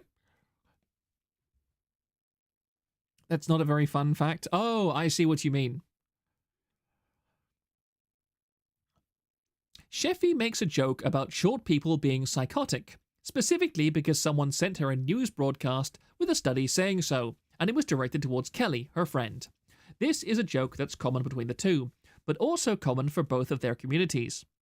Even Kelly's mod, Joff, comments on Kelly's height and says she is psychotic, so it's obviously accepted by both Kelly and her community. It's clear that Sheffy meant no disrespect by saying the joke, and no disrespect was taken except for by Toaster. Oh dear. Whether or not the joke was not Toaster's cup of tea, it's the fact that he continues to press Sheffy after the joke's already passed. This is live with multiple people streaming. The fun police have arrived! The person this joke is addressed to is laughing, and while Toaster believes Sheffy's the one... And while Toaster believes Sheffy's the one laughing, it's actually Kelly. The person the joke involves thinks it's funny, and no one else seemed to have a problem. But even if Toaster felt the need to police Sheffy's humor, he could have done so after the collab in private. Instead, he humiliated her in front of numerous people. I can't believe they were body-shaming in front of Toaster! How dare you make short jokes next to me during the Toaster arc? The other thing to note is that Sheffy stops joking around almost immediately once she realizes Toaster is actually upset. She shouldn't have. She should have kept joking and called him out as a miserable little bitch who couldn't laugh. At first, she was confused because Toaster wasn't actually telling her to stop. He just said, hello, which can mean anything. He says, why are you sharing that, with a slight chuckle? So Sheffy thinks he's genuinely asking and joking around. She says, because it's true. After this, it's clear that Toaster is upset. The person laughing is Kelly, but Toaster continues to press Sheffy, even though it's been a minute since the joke's even been made. Mental illness jokes are abound in the VTuber community because they're true, which Toaster has commented on before to me. I used to tweet opinions more, but it's more difficult in this space, especially since a lot of my opinions would easily be seen as an attack on other people. Your presence is an attack on other people, you narcissistic bastard. In the scene, like the rampant ableism in VTuber humor, for example. Things like making jokes about PTSD, OCD, etc. I see people making schizo jokes, or jokes about hearing voices. Triggered humor, obviously. It's very, very common in this scene, and just kind of observed as degenerate humor. He sounded like he was butthurt about the joke, probably because he's short. If this is an example of how the Twitch VTuber community works as a whole, I can see why it's so venomous and understand why no one talks about it anymore. As an autistic person, this dude needs to stop being such a freaking spurg. That's gay. He's not even short king molding, he's just schizo molding. I agree. It's interesting that he doesn't want to bring this up publicly because he knows it can be seen as an attack on a good portion of the VTubing community, but has no problem publicly humiliating a smaller streamer live. Despite this, Sheffy apologized immediately during the collab. Hey, I'm sorry, I wasn't trying to make you feel weird or anything. I didn't know you didn't like mental health related jokes, and it just took me a moment to understand what the issue was. No one likes mental health related jokes. I atted you in chat earlier about the PTSD jokes too. Yeah, sorry, I didn't fully understand it at first, that's my bad. I'm just used to different humor with others, but I'm really sorry. You should really be concerned about those others. You'd reckon he'd lecture someone about hag posting citing ageism? Probably. There's nothing funnier than joking about an autistic slurping maid bullying a bipolar menhera hag. We should call every truth false which is not accompanied by at least one laugh. Sheffy immediately apologized to Toaster, who did not accept the apology and took the opportunity to question her friend group as well. It says a lot about Sheffy to apologize to someone who's upset about a joke that wasn't directed at them and also held no ill intent. Yeah, she showed vulnerability. That's the problem. She showed vulnerability to a narcissist. You should never do that. If somebody says to you, actually, I think your humor is really problematic and we should be very careful in this community because, in my opinion, nobody likes that kind of humor. So really, you're a bad person and all the people around you are bad people for making those kind of jokes. You need to call them the pathetic, worthless whiner they actually are and then throw them out of your community, and then you should make their DMs public so you can laugh at them. I am sorry, I did not realize you were a spurg and a whiny bitch. Yes. It's funny that he brings up her friend group when they share mutual friends with the same humor, but those friends are in a higher position of power due to their larger following, so I guess that's why Toaster never said anything about them making similar / the same jokes as Sheffy did. Yes, that's a very good point. This is definitely Toaster punching down. This guy is extremely controlling, WTF. He absolutely is, in a very big way. The worst part is you can't tell him to F off because he'll probably get you banned from Twitch. He probably can, honestly. This had an effect on Sheffy, where in the moment she wanted to leave her own collab and was crying while streaming.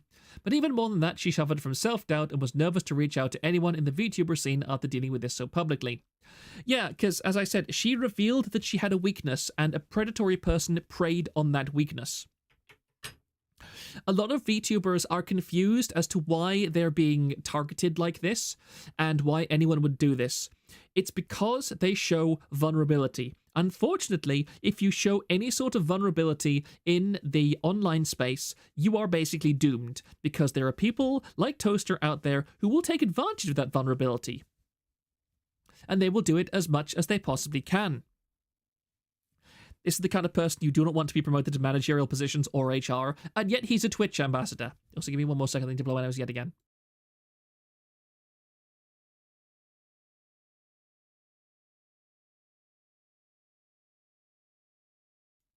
Ah, I'm sorry about that. I apologize for how much I've been blowing my nose tonight. Sorry, I just got a DM from somebody. Let me just reply to this. One moment. Right this moment. I may get distracted and forget this. Please do poke me again soon if I don't reply within the next few hours. Sorry about that, guys. Typees! Yes, I have a very clicky keyboard. Toaster has got to go. Yes, he does. And yet all he does is whine about his vulnerabilities, and if anyone were to prey on him, he would leverage his position to get them banned from Twitch. Yes. This is one of the massive problems, is that ironically, Toaster is one of those people who is blessed with stupid enemies, because he has targeted people that are weak, that are vulnerable, or that have their own baggage that make it very hard for them to attack him directly without exposing themselves in the process. And yet he is, ironically, such a weak and terrible person, he can't even turn it into a PR win. He's most definitely got a dark triad style of personality, but he doesn't have the intelligence to actually leverage it. This was an interesting thing that I read, that I watched actually quite recently, was a psychologist saying that we have this idea of narcissists and psychopaths as being very high functional people that get a lot done in society, whereas that's not actually the case. The vast majority of narcissists, psychopaths, etc., are very low functional individuals, because while they have that kind of inflated sense of self-worth, they also don't have the drive or the charisma or the other personal qualities needed to turn those personality traits into a positive on a personal level. They can't leverage their sense of self-worth to be like, I'm going to prove to the world that I'm this good. They're not like that. As Nobar just said, they're mostly self-defeating. Haljeb, psychopaths are usually like the goblin man gooner that lives in your neighborhood and beheads hookers. Yes.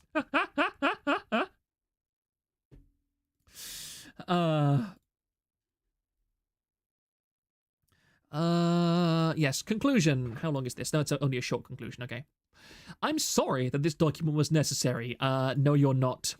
I've held on to so much Toaster has personally done to me, and that is not even included in this document because regardless of how Toaster hurt me on a personal level, it is much more important to disclose how he continues to disrespect women's boundaries within this space, controls people, and uses his status with the community to continuously get away with things.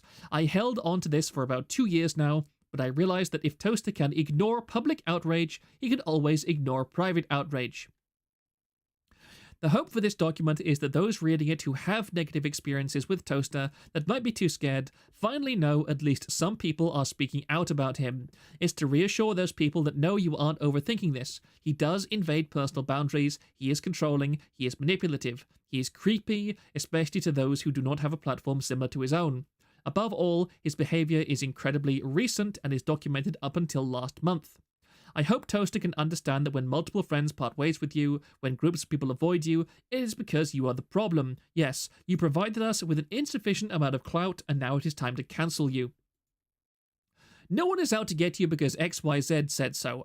Yes, they are, just for different reasons than he thinks. You may talk about people and warn others away from them, but no boogeyman is keeping people from talking to you, collabing with you, or anything of the sort. It is not because you are perceived as a man, but because you disrespect people's boundaries time and time again until their only option is to distance.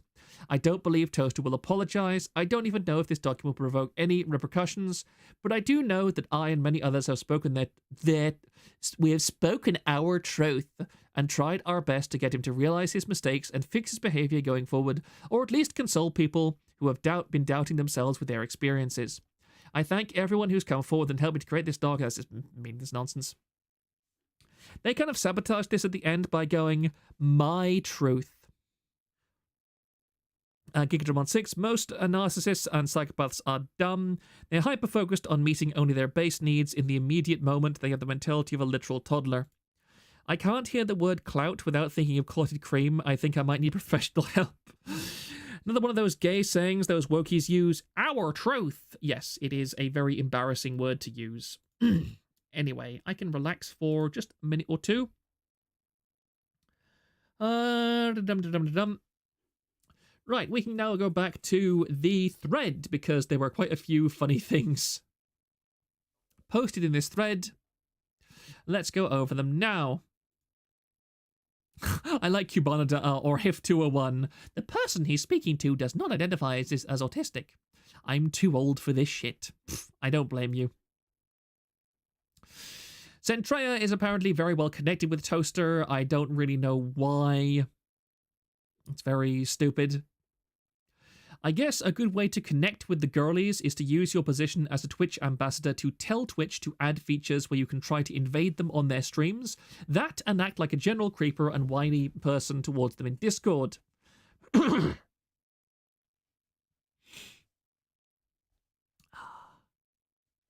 And as Atlas said here, I really hate when people just sit on this sort of info for years rather than releasing it. Like, if you have info proving someone's a bad person, post it and don't wait until they're in the spotlight to do it. I agree with this.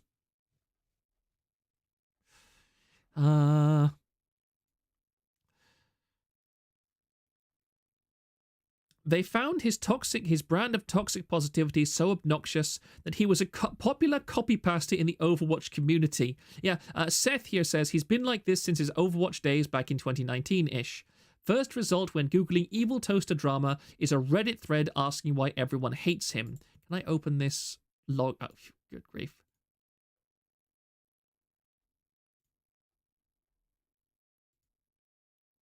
Oh, yes, this is... Wait, where is this? Oh, this is from the general segregation. I must have missed this post. I'm sorry. Oh, wait, did this go into the... Sorry, one moment. There we go. Hogwarts stuff. I don't know if I'm in the mental state to be the kind of person to go and personally call out people for playing the topical wizard game of the week, but bro, let me tell you, if I see anyone I know stream the game, that will be going in your folder. Trust me, you can skip this game. And here Mushu says, I don't understand why people are raising so much hate towards each other over playing a video game. People play Overwatch even after knowing about Bobby Kotick's doings. People play League of Legends, Valorant, etc. after knowing how the CEO abused employees' human rights. It makes no sense. Sure, there are many games that are produced unethically, but we could go even deeper into problems of the industry about that. But Wizard Game approaches a new level where the game itself and the universe of the game itself is problematic and has to be considered. Gender fluid sex pest. Hello. Today I am 29. I am now also ready to share with everyone that I am bisexual and gender fluid / non-binary. He and they pronouns currently interchangeable. I've known this about myself for a long time. It's time you do too.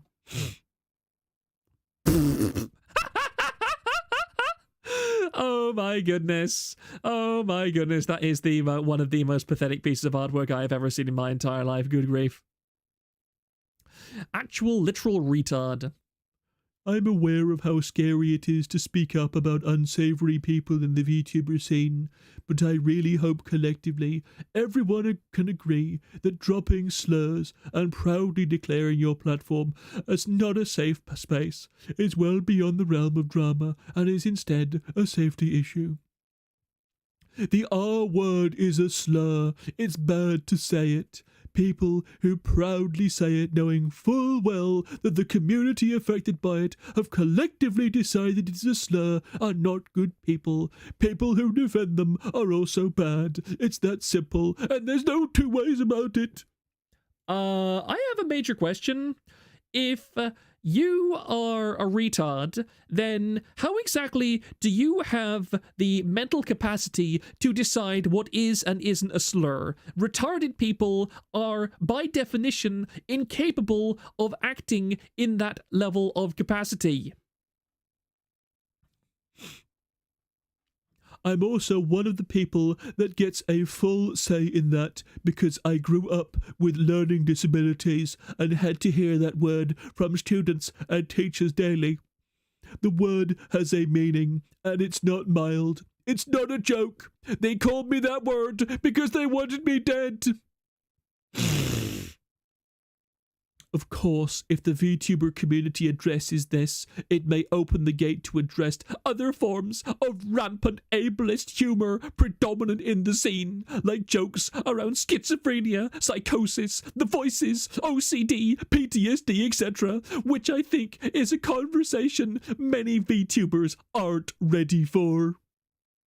It's like saying obese is a slur. Obese should be a slur. You should be able to use the word obese in a pejorative fashion. Speaking about peaceful protesters on January 6th, oh yes. Quoting Joe Biden.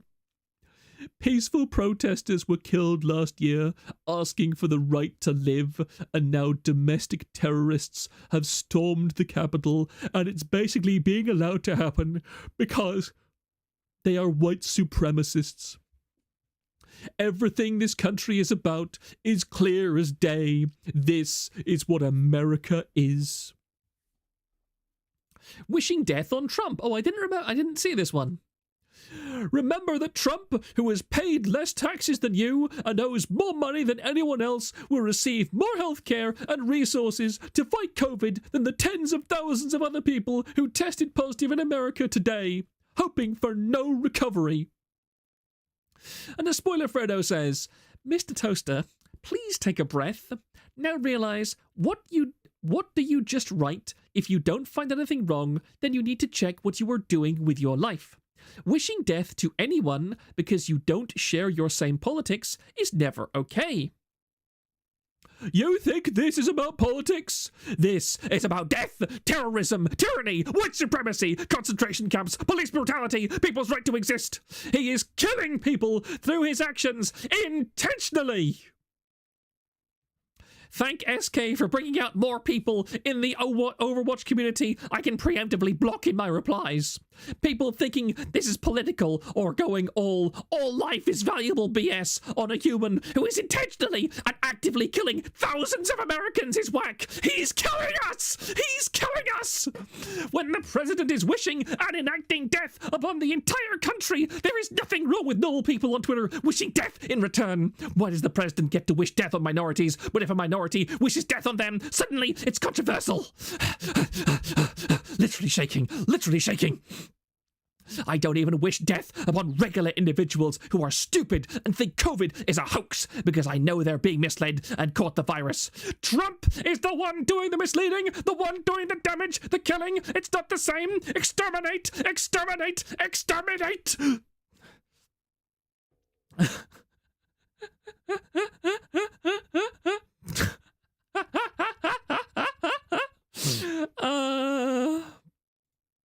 That was fun. That was very fun. Proctor, you're being possessed by the frog man. No.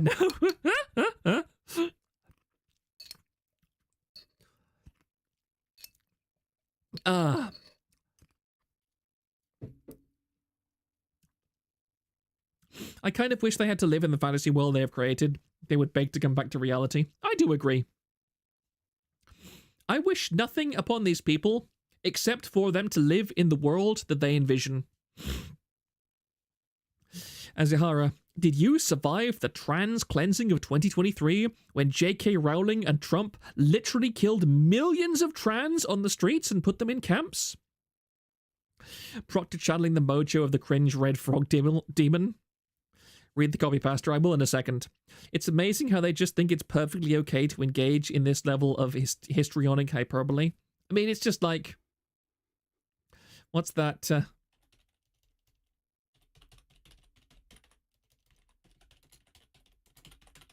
me just look this up. I'm afraid you'll have to deal with Reddit and iFunny. Actually, no, I'm not going to put it on Reddit because Reddit has a chance to... Let's go with this version, because this version is actually... It won't half dox me when I try and use it. How I wake up knowing my enemies are ontologically evil and there is no act against them which is wrong. That's why all of these people are so obsessed with prog narratives, because it allows them to compartmentalize people into categories where they are basically impossible to ever forgive. If you're in a camp that a progressive person decides is not worthy of life, you're never escaping from that camp, ever. You can't redeem yourself. It was like Auschwitz, but for trans. Transwich, which sounds like a cool name for a sandwich. A nice salami sandwich. After all, once you've gone through the trans surgery, there's an awful lot of meat left over for those sandwiches, isn't it? You think the hospital just wants to get rid of it? Lovely. Man, the KKK wishes they could be this hateful and racist.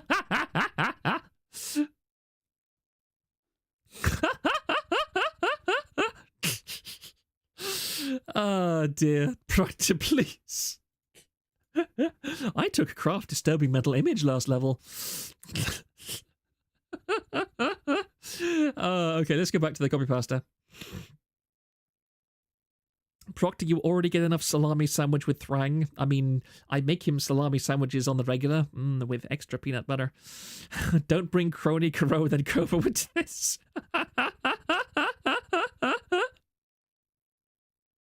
Can you all see this? No, not quite, but I'll read it anyway. Let me just parse this first, because these copy pastas are usually quite hard to read just spontaneously.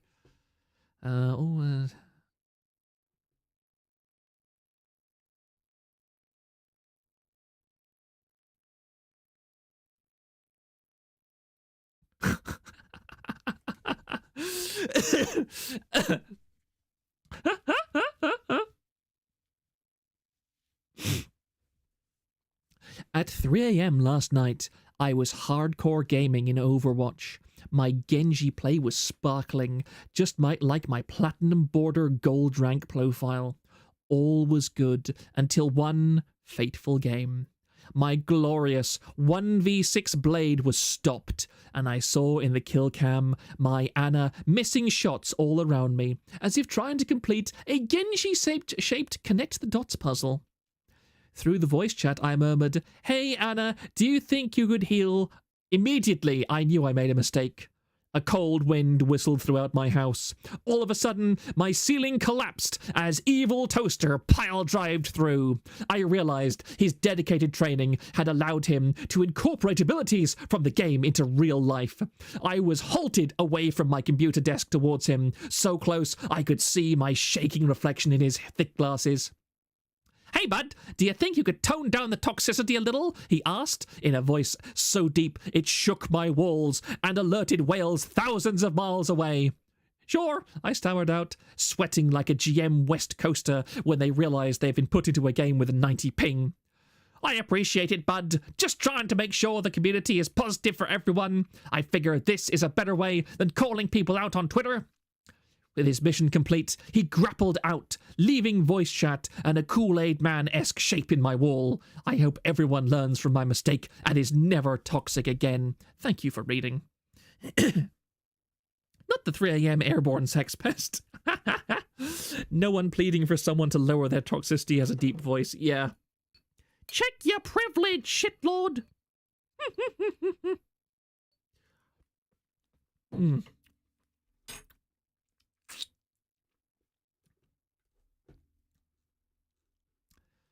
Sorry, I just messed up my mouse a tiny bit. There we go. It's old. A bit falls off it every so often.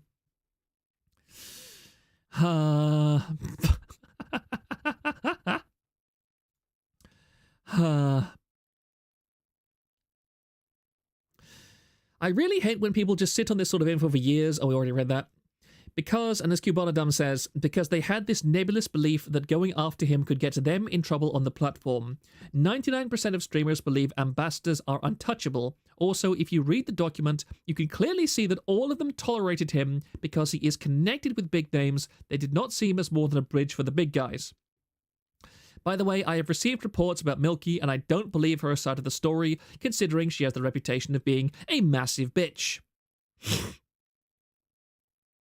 In Kaiser's section, he mentions that the first 3 friends he made in VTuber were Kaiser, Nia, and what's like the abuser. Milky's section is insane. Anyway, yes, you can really tell that. Bitch using bitch tactics. The nanosecond he lost the ambassador bag is over for him. No one will ever bother to speak to him, as they shouldn't. I love you too, Milky. Woo, who the ever are these people? There was another document here somewhere. I can't remember where it was, which is annoying. It'll be on a page here somewhere. In the document, he admits wanting to be very touchy with any women that got close to him. He is a massive sped, and he could look like a god on earth, but his massive autism will square any women away from him. You're referring to a man in his 30s who's a self-confessed retard and throwing up major AGP red flags. If nothing else, I can believe that worming his way into a middle management style position of power and abusing it to force women to be nice with him is legitimately the only positive female interaction he's capable of getting. I agree. He's a genuine incel. Yeah, I agree, Curry. For the record, the man who is always reminded he's not one of the girlies is this guy. All right, for a reminder for all you watching, if you get, what is this, level 6 on Tempest, you unlock the Spell Slinger talent. Store extra gauntlets and runes in your inventory. And so it's 3 cooldowns. It is the thing I am using to cheat.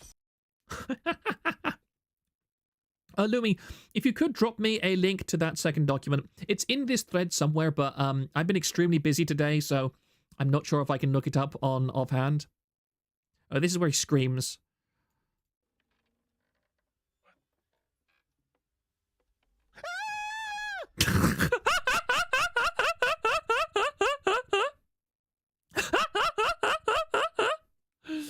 Oh, that's hilarious.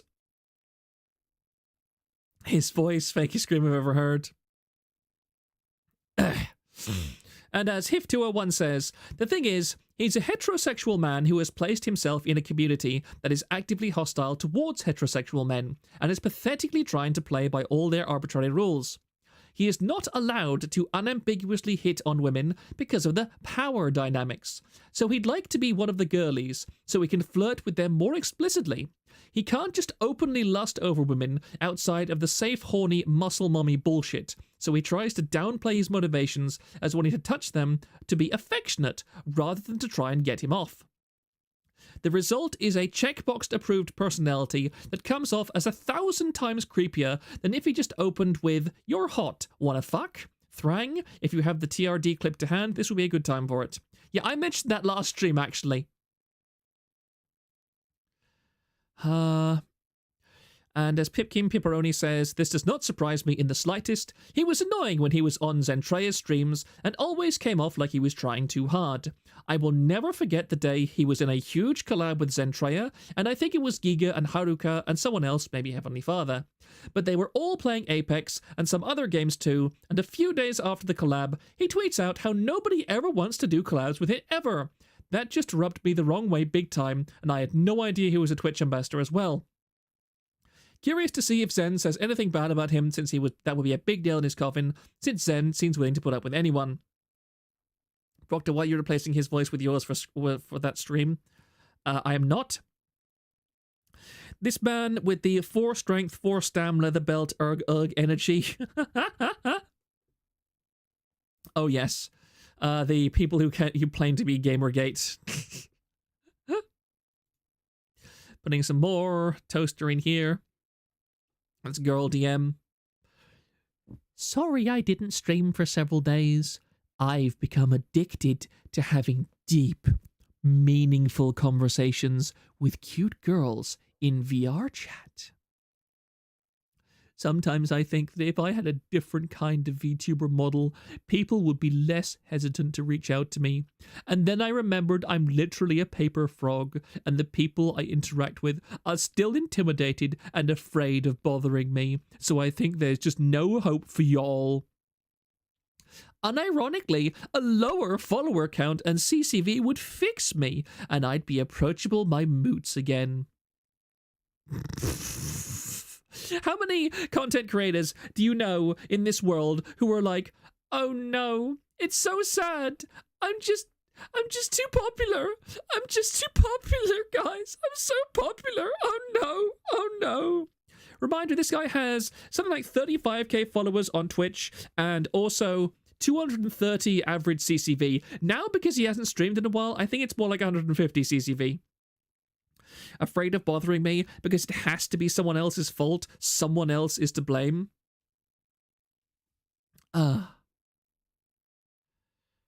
Let's have a read of this. Open link in new tab. There we go. Hi, I just wanted to drop a little more lore on Toaster for you. I occasionally would watch them as far back as 2015. They rose to become prominent as a pro fighting game player who got into Overwatch. Eventually, they somehow managed to become pretty good at playing Orisa, and they were a top 400 player. They surrounded themselves with people who were seen as misfits for only playing one hero in the game, and preached a persona of positivity and inclusivity. But it all fell apart after a year or so. They would go into games looking to instigate drama. Toaster would proceed to throw game after game in any way possible, and if anyone dared call him out, he would default to the victim and have fake emotional breakdowns on stream. Or worse, would digitally stalk those whom he felt offended him, attack them, and then scream harassment or transphobia. Oh yeah, some were around this time he claimed to be trans, but it never went anywhere. And sent his community to run interference for him. There's a lot more stories I could tell, but the bottom line is Toaster is a vile troll who's done everything from fake being trans or a family member's death for sympathy and clout, created an entire community whose sole mission was to attack anyone he saw as being not worthy, under the guise of defending him and promoting inclusion and positivity. There were even some semi-convincing screenshots that showed that they were having some sort of internet relationship with a supposed minor. It was never confirmed, but I wouldn't be surprised.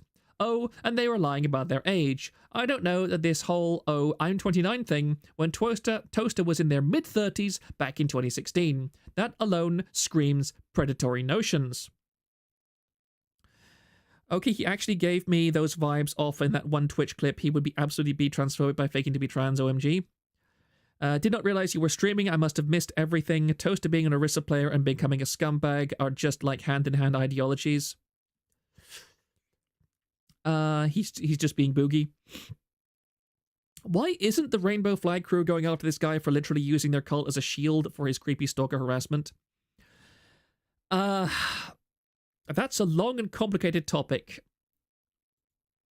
And again, I feel that a lot of the reasons for this are basically he has some dirt on people as well. because reading back through that document, again, it's quite obvious that people like Milky and Kaiser and so on are trying to use him in some way.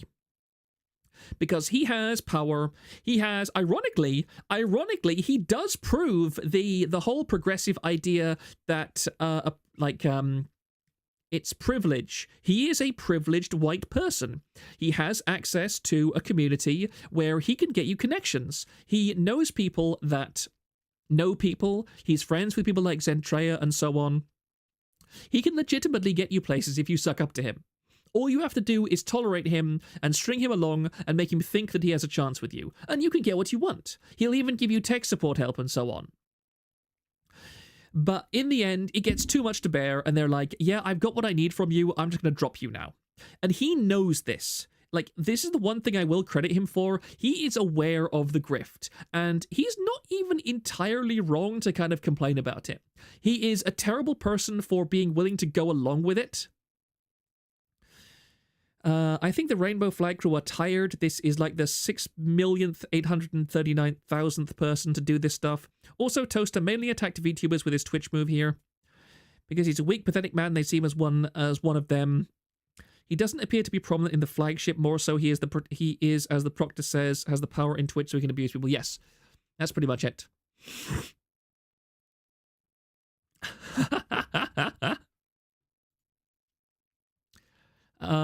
Yeah, this is Luminous Cove. I don't know how long his status is, but he seems like EvilToaster doesn't want to talk about anything publicly. He wants to keep this behind all closed doors and not in public. Stop being a coward and make a public statement. Do not expect people to come to you. Yes, this is the epitome of a very weak and pathetic male. If he had completely ignored all of this, then I would honestly say that was kind of a power move on his part. Instead, he's like, please just DM me. Please just DM me. Please DM me to clear anything. Like if you're worried, if we can get over this, like just please contact me. All right, I'm scared. I'm worried. I think that a lot of people are saying, oh, he must be faking absolutely all of this. I don't believe so. I think that he might have started this as a grift. But I think he has lived in this mindset for so long, he genuinely has become that sensitive that he finds this stuff genuinely traumatic and painful to go through. It's like in this case, he's specifically hunting people outside of the top 100 VTubers, which is so easy to do because nobody cares about them, whereas people like Zentreya have a shield. I do agree. I'm dumb and don't want to Google, could you clarify grifting in this case? I'm not entirely sure what you mean. Do you mean them grifting off him or him grifting off other people? If you could clarify, that would help me, because otherwise I'm just going to ramble for a while. Oh yes, people asked if Zentreya would make any kind of response. Zentreya kind of did. May or may not take tomorrow or the weekend off, because I am genuinely hurting so much, and I don't know how to deal with my emotions properly. That's Zentreya woman posting. As smelliest as 007, a great imitation of a woman.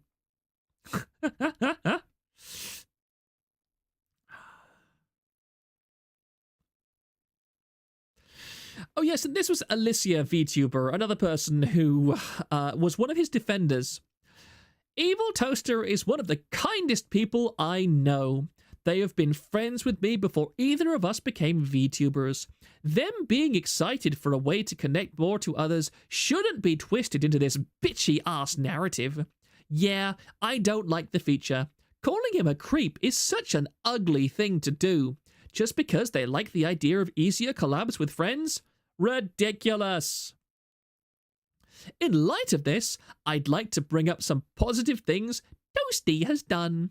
Toasty. Oh, isn't that a cute nickname? She calls him Toasty. Oh, that's so adorable. And in bed, she calls him Daddy. He brought more autism awareness to Twitch as a whole. Charity streams. And personally, he checks on me, though I am a distant person. He tries to bring his friends together more. He's afraid to express when there is a problem they are having, leading to good communication. And now, I deleted my tweet about a friend of mine just now, and I want to be clear why. Sorry, let me just open this up fully because it's a tweet longer. I have other things to worry about, especially with my walking progression this month. If Toaster did something bad, holy shit, that sucks massively, and I feel bad for the people he hurt. If he didn't, then hope things get cleared up. I realized that I'm not here to defend or stick up for people when I don't even know what's going on. Then you shouldn't have opened your stupid mouth to begin with, woman. I'm not going to make some grand stance for the sake of clout or a good name. No, you were, until you realized that he was in the wrong and it wasn't going well for you. Because the reality is, I just hope they all feel better about the situation. It just doesn't involve me. Some people didn't realize that I made a tweet saying it's stupid to call Toaster a tweet over a creep over a Twitch feature. 14 hours later, a Google document came out about him. I never meant to defend him or deny someone affected by him.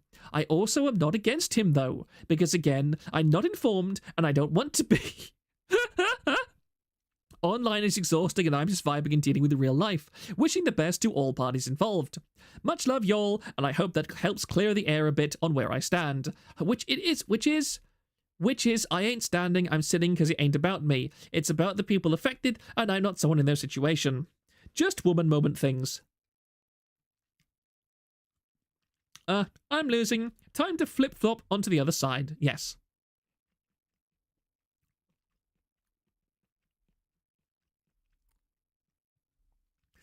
The hot take I have here is, why is this thing he created so bad? I can understand why he is using it to attack others, but is the actual thing so bad itself? The major issue with the knock-knock feature on Twitch is that Twitch has many very serious problems with its infrastructure, its stability, and its features. Twitch has many times in the past taken away features from creators that creators actually liked and actually used. And then they will add features like the knock system that people didn't ask for, they didn't want, and will not use. And so Toaster is getting such a bad rep because he is crowing about and taking credit for being the person who introduced and created that system, and it was implemented very badly, and people are like, yeah, there have been major problems with this platform for years and years. Why did you use your position as a Twitch ambassador to push for this useless feature that nobody asked for, instead of using that same influence to try and get Twitch to acknowledge and fix all of the glaring problems we've been screaming to them about for years and years and years that is genuinely making it hard to be a creator on this platform? That is the main reason why people are angry at him.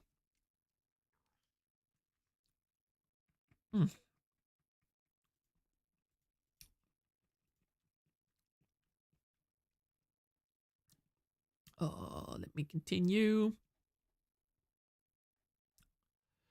Anything else that's interesting? Not particularly at the moment. Oh, yes. I say not particularly. He really isn't one of the girlies, but at least he tried. It's been almost a year since the last Toasty selfie drop, so here's a treat, since I'm out on business. Representing Twitch and Haruka Nation today, as well as Senny's nail painting skills. Aw, isn't that cute? Isn't that adorable? Question, has Toaster successfully knocked anyone with this feature since it has come out? That's a good question, I don't know. He looks like he drugs women in bars. Yes, there's someone he reminds me of. He reminds me very much of Here Comes Johnny, actually, on YouTube. Same bald head, same beard. Although last I saw, Here Comes Johnny had actually shaped up an awful lot and had stopped being such a fat slug. So congratulations on him. I haven't checked on him in a few years, but last I saw, he actually took COVID as a chance to start working out and was actually getting pretty buff. So if he's kept on that path and he's continued to improve himself, good. But if he's sunk back and turned back into a fat slug, then yeah, no sympathy for him.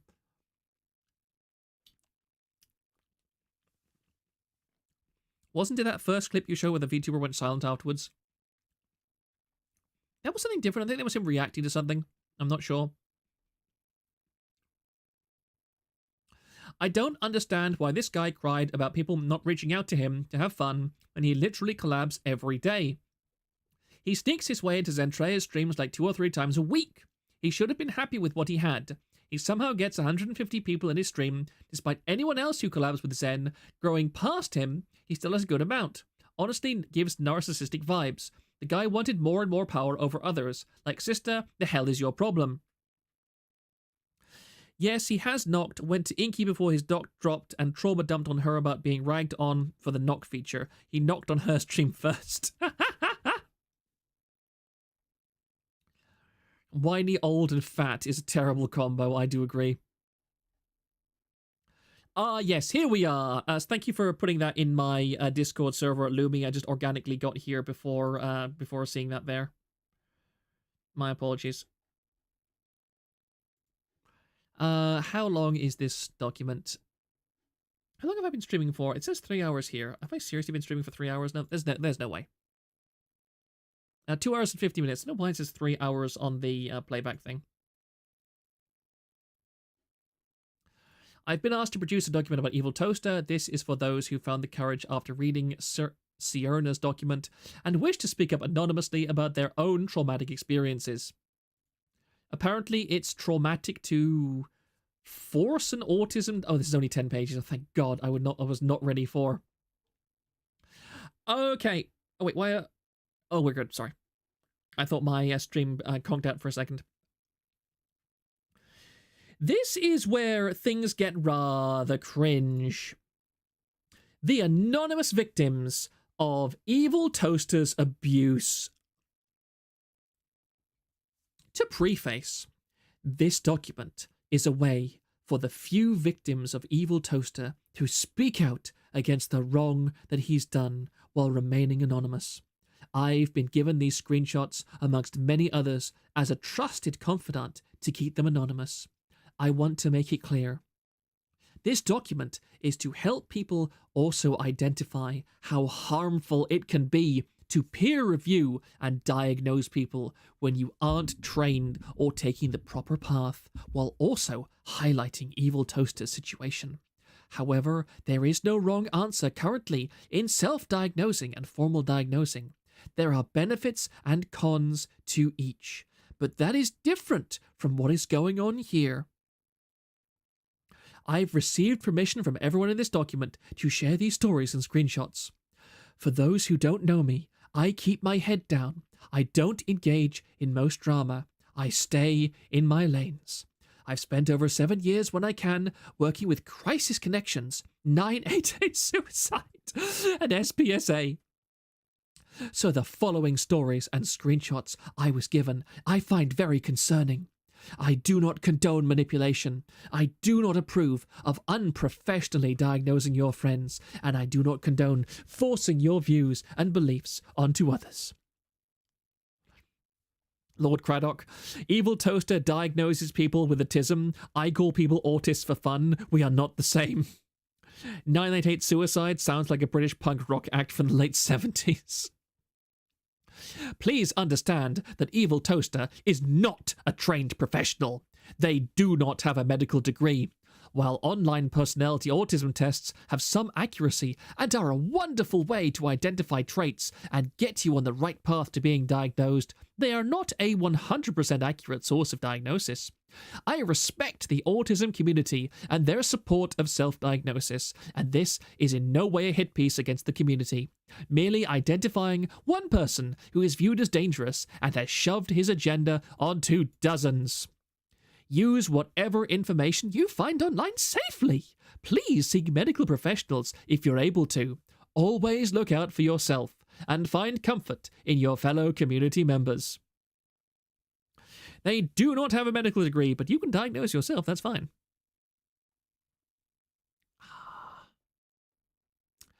EvilToaster has a long history of diagnosing and encouraging his friends to take autism tests, going so far as referring to some of his own personal case study. Even though they've never shown any history or medical background to be qualified, there's nothing inherently wrong with looking out for your friends and trying to support good mental health. However, the frequency that EvilToaster has shown to do this with dozens of his friends is a red flag. Hi, I just joined. Where are we at? We're at the second part of this document. Wind scene, I didn't see you in the last stream, I don't recall, so this is my second part. Go back and watch the first, because that had some very juicy stuff in it as well.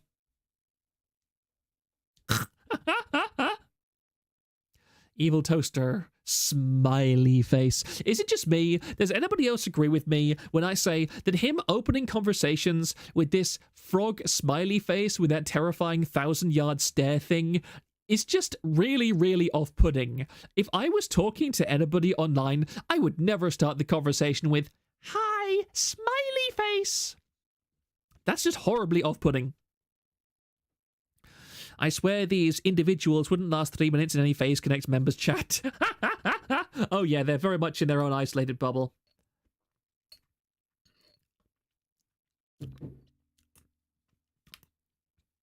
Holds up grooming spork.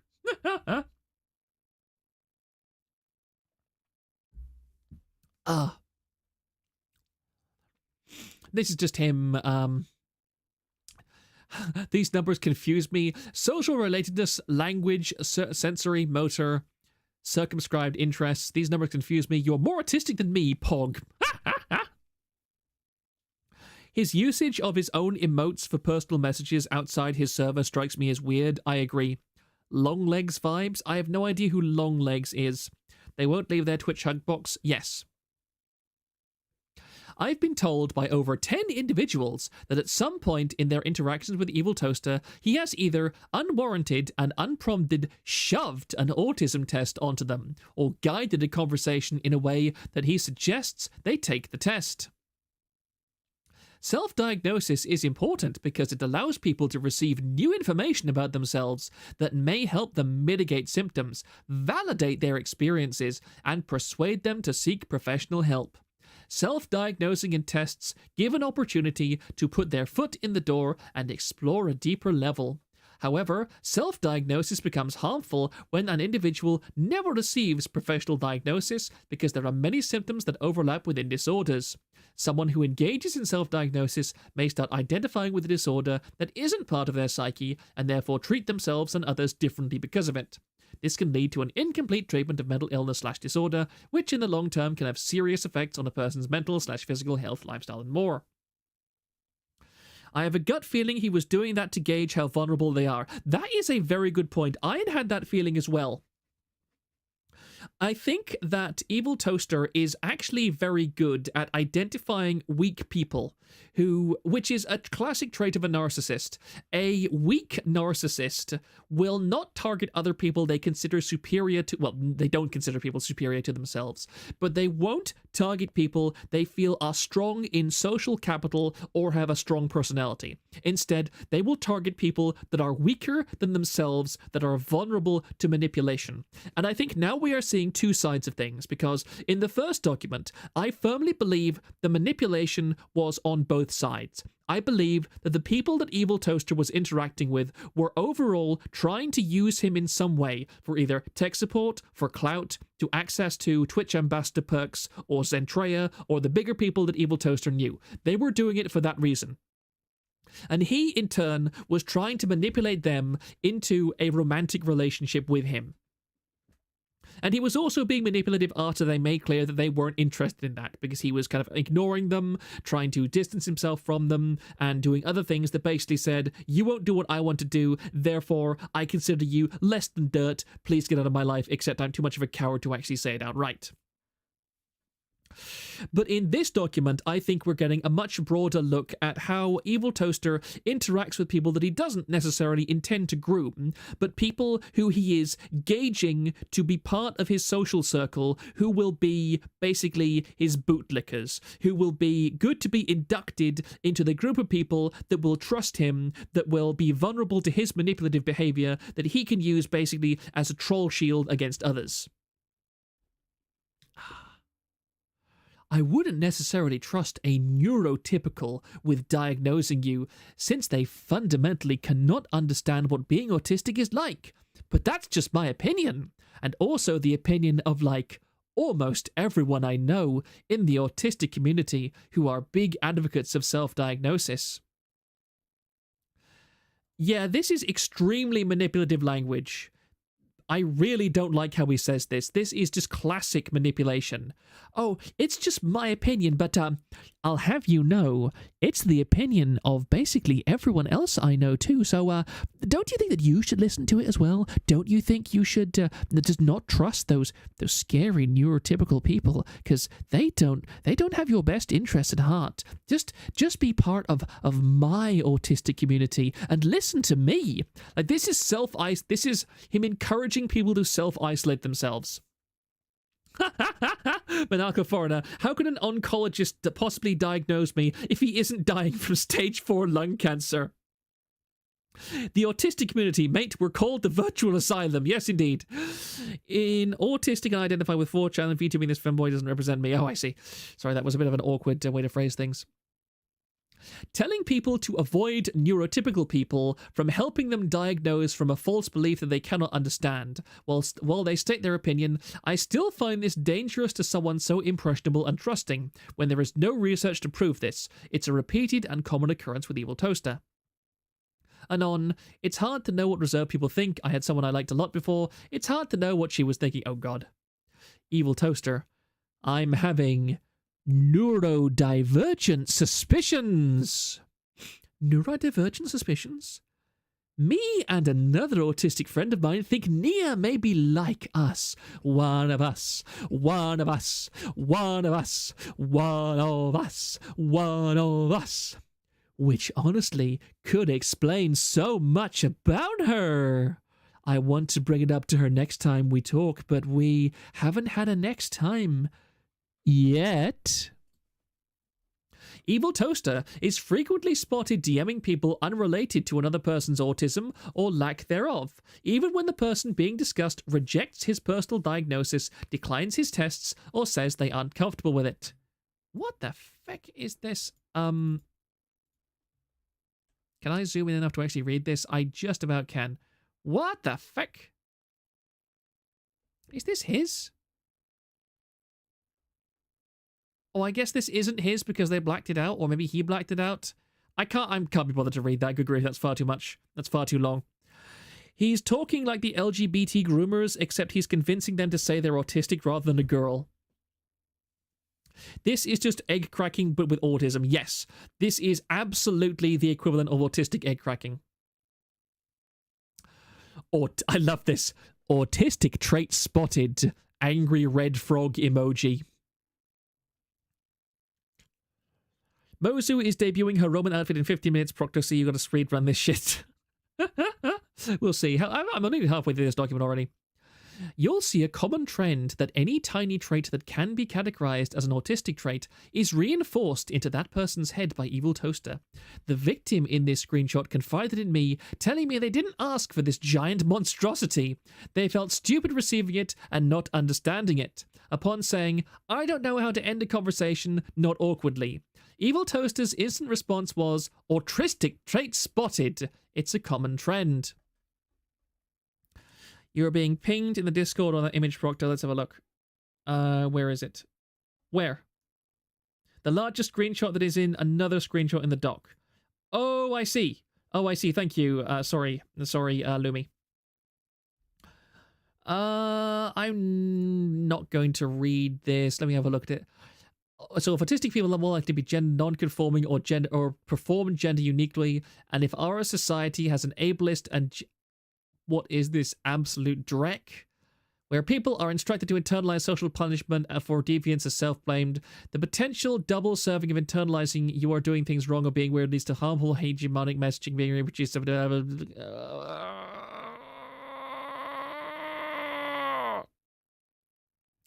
And then there's the parasocial aspects, because the VTuber model is fictional. Some people are unable to distinguish their own projections of media tropes from fiction against real personality traits.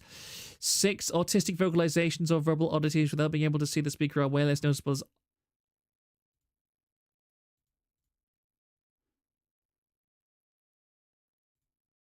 Let's move swiftly on. Let's move on. If somebody wants to read that, they can. I'm not reading that. That's ridiculous. That is just absolute insanity. That is drivel of the highest order. I refuse to have my voice put sound to those words. Sorry, that's just complete, absolute gibberish.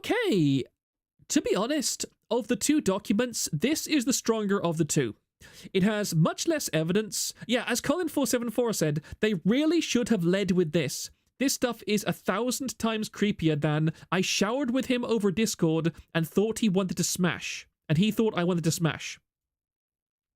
Tag me into your friend circles, Toaster. I will call your friends autists for free.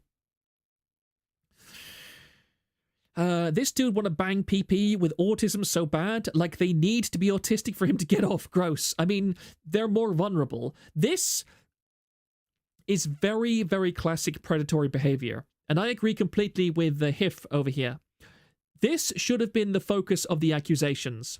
This stuff is genuinely unsettling to me. This is the kind of thing that people who are groomers, who end up sexually abusing mentally damaged and mentally vulnerable people do. They isolate them, they tell them they can't trust normal people, they try and bring them into a little one-of-us clique where everyone thinks the same, they try and establish control over them, they try and say that their opinions don't matter, but they should always listen to the person like EvilToaster. I think this is pretty hardcore evidence that EvilToaster is some form of a groomer. This all reads very, very disturbingly. Again, this should be the document that was released on him. It should not have been that stupid, oh, a bunch of Twitch thoughts were using him for clout, and then he wanted relationships with them, and they led him on, and nonsense happened. Like, that is not interesting. Stay away from those neurotypicals. Come hang out with us dysgenic freaks. Yes. I'm just turning off my desktop audio for a second because I need to look at something.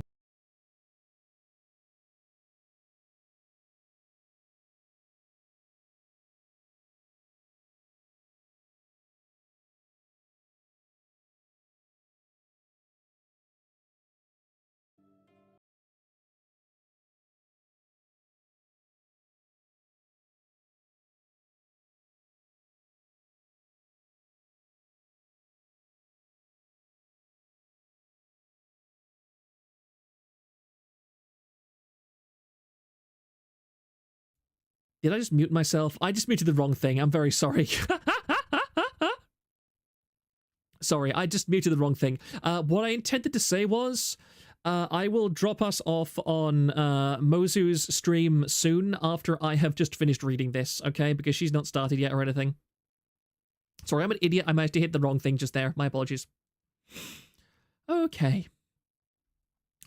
So, if autistic people are more likely to be gender non-conforming or perform gender uniquely, and if our society has an ableist and gender essentialist hegemony where people are instructed to internalize social punishment for deviance as self-blamed, the potential double serving of internalizing you are doing things wrong or being weird leads to harmful hegemonic messaging being reproduced to some degree by the general popular consensus of autistics onto other autistics, especially because you have white cishet autistics astroturfed as the leading public voices, and especially when considering scenarios like an individual expressing some racialized trait of gender nonconformity to the general public, plus of autistics, because those traits are always more severely subordinated.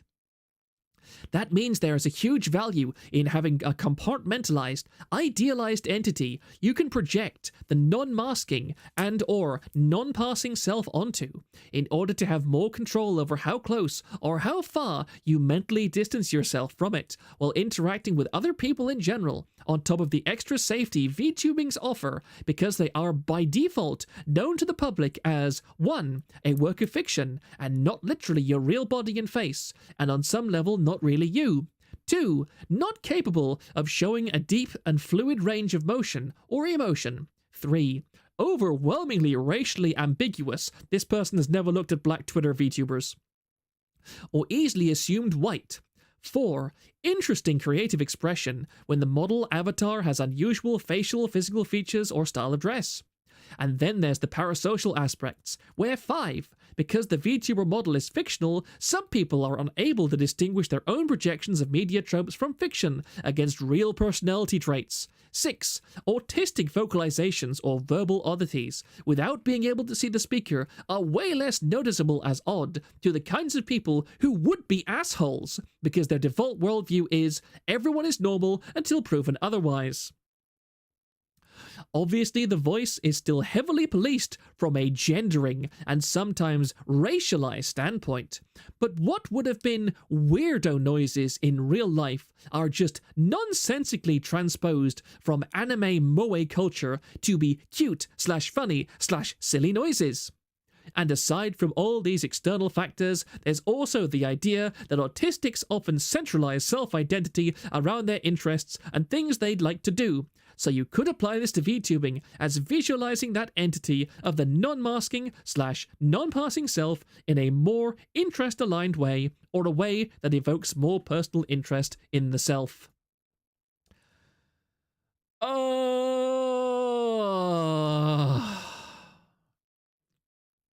that hurt to read. That really, really, really hurt to read, sorry. As Magdalenus Rex puts it, this freak is literally repeating queer theory, put him on a helicopter ride. Yeah, it's just gender Marxism applied to autistic anime women. Colin474, I do think female autists are underdiagnosed because people are more likely to think autistic works are cute from a woman rather than creepy from a man, but come on, dude. Autistics base their identity around their interests as opposed to immutable characteristics. Yes, it's just a little bit weird.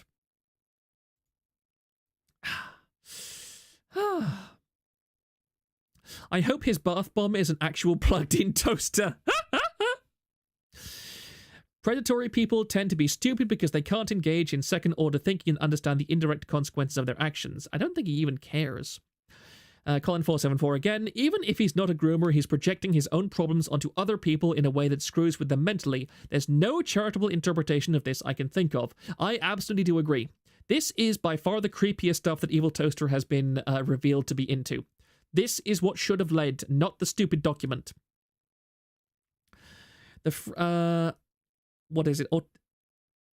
Sorry, I gigged wrong 6. If they were capable of understanding the knock-on of their actions, they wouldn't be predatory in the first place, because they would understand they get greater benefit from being pro-social. Yes, that's a pretty good summary of this whole thing. There's no real conclusion I have to this, aside from Toaster is obviously a narcissist, in my opinion. I still think he has an autism fetish. I do agree. Although I think that it's not so much an autism fetish as that he realizes that autistic people are naturally very vulnerable to this kind of manipulative behavior. He is able to control these people, and he is able to influence them, whereas normal people who are well-adjusted are much more able to resist it, and they are much more able to fight back. So he latches on to autistic people. He wants a cult. Yes, that's a very good way of putting it, actually, Muffy Graves. He wants a cult. Autistic people are not, in fact, immune to propaganda. Why do you think so many autistic people are transsexual? I also beeped you again. Okay, let me just give it a look. Uno momento. Now you're going to watch the stream, get a beep anyway. The VOD is gone. There's a 30-minute clip of Michi taking the test with Toaster in the back. Oh, yeah, I did hear about that. I didn't get a link to it myself. Lakius, he's taking the approach Chris Chan took when he decided he's a trans lesbian. It's just easy mode and easy access to China. Unfortunately so. Pardon me. It can also be an insecurity thing. Narcissists do not like having people who are above them nearby. If he surrounds himself with autists he won't have to feel threatened. I do agree with that as well. Let me just actually largify my stuff now that I'm no longer looking at this document. Autistic people aren't immune to propaganda, they just don't respond to typical propaganda techniques because most of them are based on social proofing. Yes, and also I think the misconception is that autistic people don't respond to propaganda because autistic people tend to be very set in their ways and have a very strong if an autistic person is raised correctly, like I like to think I was, we have a very strong sense of self and a very strong sense of who we are, what we want to be, and how our minds and brains work. Whereas someone who is autistic, who has been raised by ineffective parents, that has been passed around by a bunch of psychologists, who has been allowed unfettered access to the internet, they will not have that strong sense of self. If an autistic person has a strong sense of self, that sense of self is virtually immutable and incredibly tough, very resilient. And those kind of autistic people are genuinely pretty immune to propaganda. The kind of people that are unfortunately autistic on the internet at the moment find it very difficult to do that because they just don't have that sense of self. I have an autistic fixation problem and are easily manipulated, so I will chop my wang off. Very much so. Well, anyway, my throat is starting to hurt, so I am going to end stream now. Proctor, I don't think I was raised right. Also, Proctor, I think I was raised right. Also, Proctor, deep inhale, fluffy tails. Speaking of fluffy tails, autists ask questions even if they're socially inappropriate. Someone who reads between the lines, social cues, will have inhibitions about asking what's in this vaccine, for example. And we don't talk about that, okay? Be immune to propaganda except when it agrees with your specific brand of racism. Yes, indeed. Anyway, Mozu has just started streaming, so I am going to end stream around this point. There's not really much more I want to talk about. We've covered both documents. Everything's good. So I am going to let you all go and watch somebody who I personally very much enjoy. I cannot raid because, again, I need to get 1,000 subscribers before I can raid. But here you go. I will just pin this link so everybody can go there. I will say goodnight to everybody. Time for Proctor to take a piss break. I think it's Mozu that's going to need one of those. 122 subs to go. Yep. And Mozu is getting a new outfit soon. I agree. Force every member to subscribe. I wouldn't do that. That's cruel. I want to grow organically. I would really appreciate it if people said, "Oh, hey, I would love to introduce you to my beautiful friend Proctor Zakharov and all of his wonderful content. That you should definitely subscribe." But I don't want to grow inorganically. I want to grow based on my own merits, and I don't want to just demand that people shill me or anything like that. I dislike doing that. I've got a woman brain when it comes to that stuff. Anyway, now, I just meant to go back to just chatting.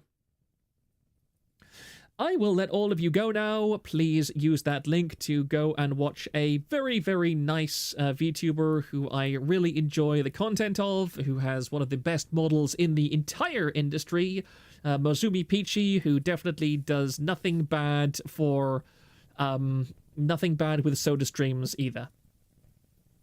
Please be nice in her chat as well, despite the fact she is just a tiny bit of a degenerate. Thank you all very much for coming. I will see you all on Monday. Good night. Good night, everybody.